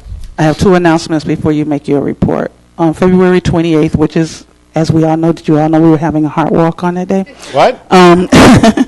But also here at the Marjorie McDonald Center from 10 a.m. to 2 p.m., the Miami-Dade County Property Appraiser will be here to assist anyone with homestead exemptions. Your homestead exemption deadline date is coming March 2nd. So if you should need it, so walk at the walk and then walk over here or walk over here and go back to the walk. And secondly of all, today, February 17th, 2011, was my first day here as your city clerk. So today is my 4-year anniversary here as your employee. Hey, happy anniversary. And a young lady who did a research project for a local school called me to say that she did it on me because I am also the first African American for Black History Month city clerk for the city of North Miami Beach, sworn in by the first Ninth Circuit Court judge, who was my sister, here in North Miami Beach. So, thank you. Mayor Vallejo. Where's the cake for the 4th anniversary cake from Alexis? Forthcoming. That's the 5th year. I'm like Councilwoman Smith. That's the 5th year. Next year. To quote a friend, I'm just saying. Next year. By the way, the Heart Health Walk on the 28th, just to be clear, I think you said bring a smile and your shoes. Just in case anybody's literal, please wear some clothes.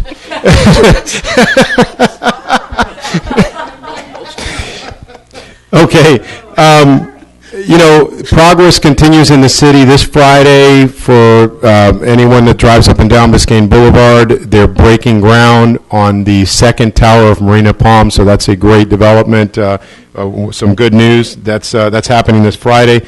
Please come out to the Heart Health Walk, and you all know about it, but also on March 1st, we're going to be out at the Special Olympics, which, as Councilwoman Spiegel mentioned, our former Mayor Mishkan and his friends have been involved in for decades, and that event is all volunteers. There's not a single paid person anywhere in that organization.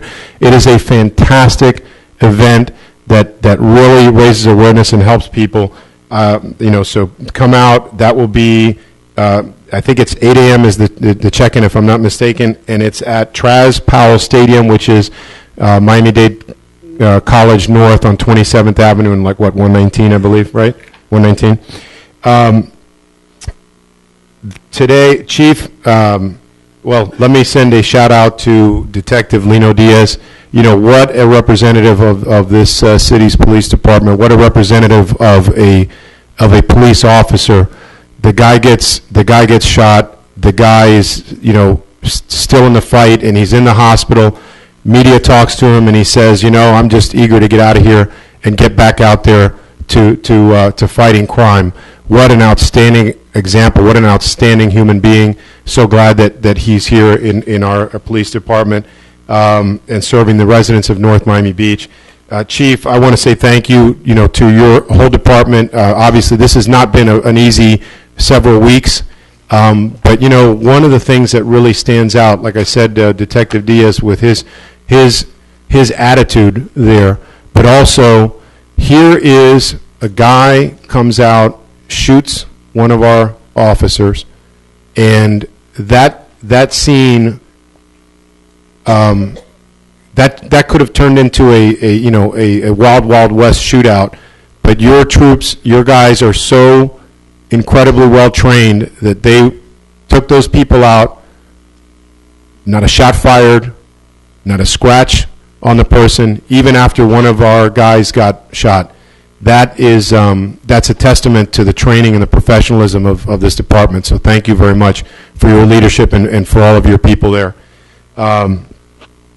Last thing I want to say about the Columbia Park, I think Councilwoman Smith, you were giving us the lowdown on that, or somebody, I'm sorry if it were, that was earlier today, the redo, I'm sorry, Vice Mayor. One of the things that I commented on as I sat there, and I just want to say this for the record, sat there and looked at the crowd, and that crowd was a great representation of North Miami Beach. I mean, you saw a mix of every race, every color, every religion, every age, young, old, the whole, multiple different languages being spoken.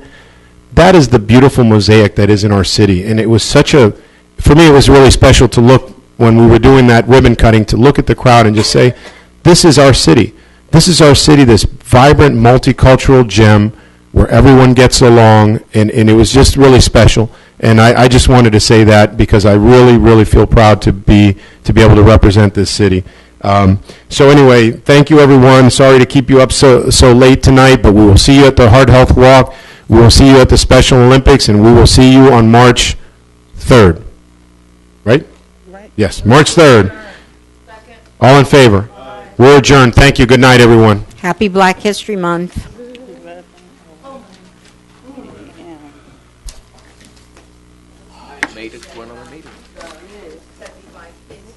I lost track. I'm sorry.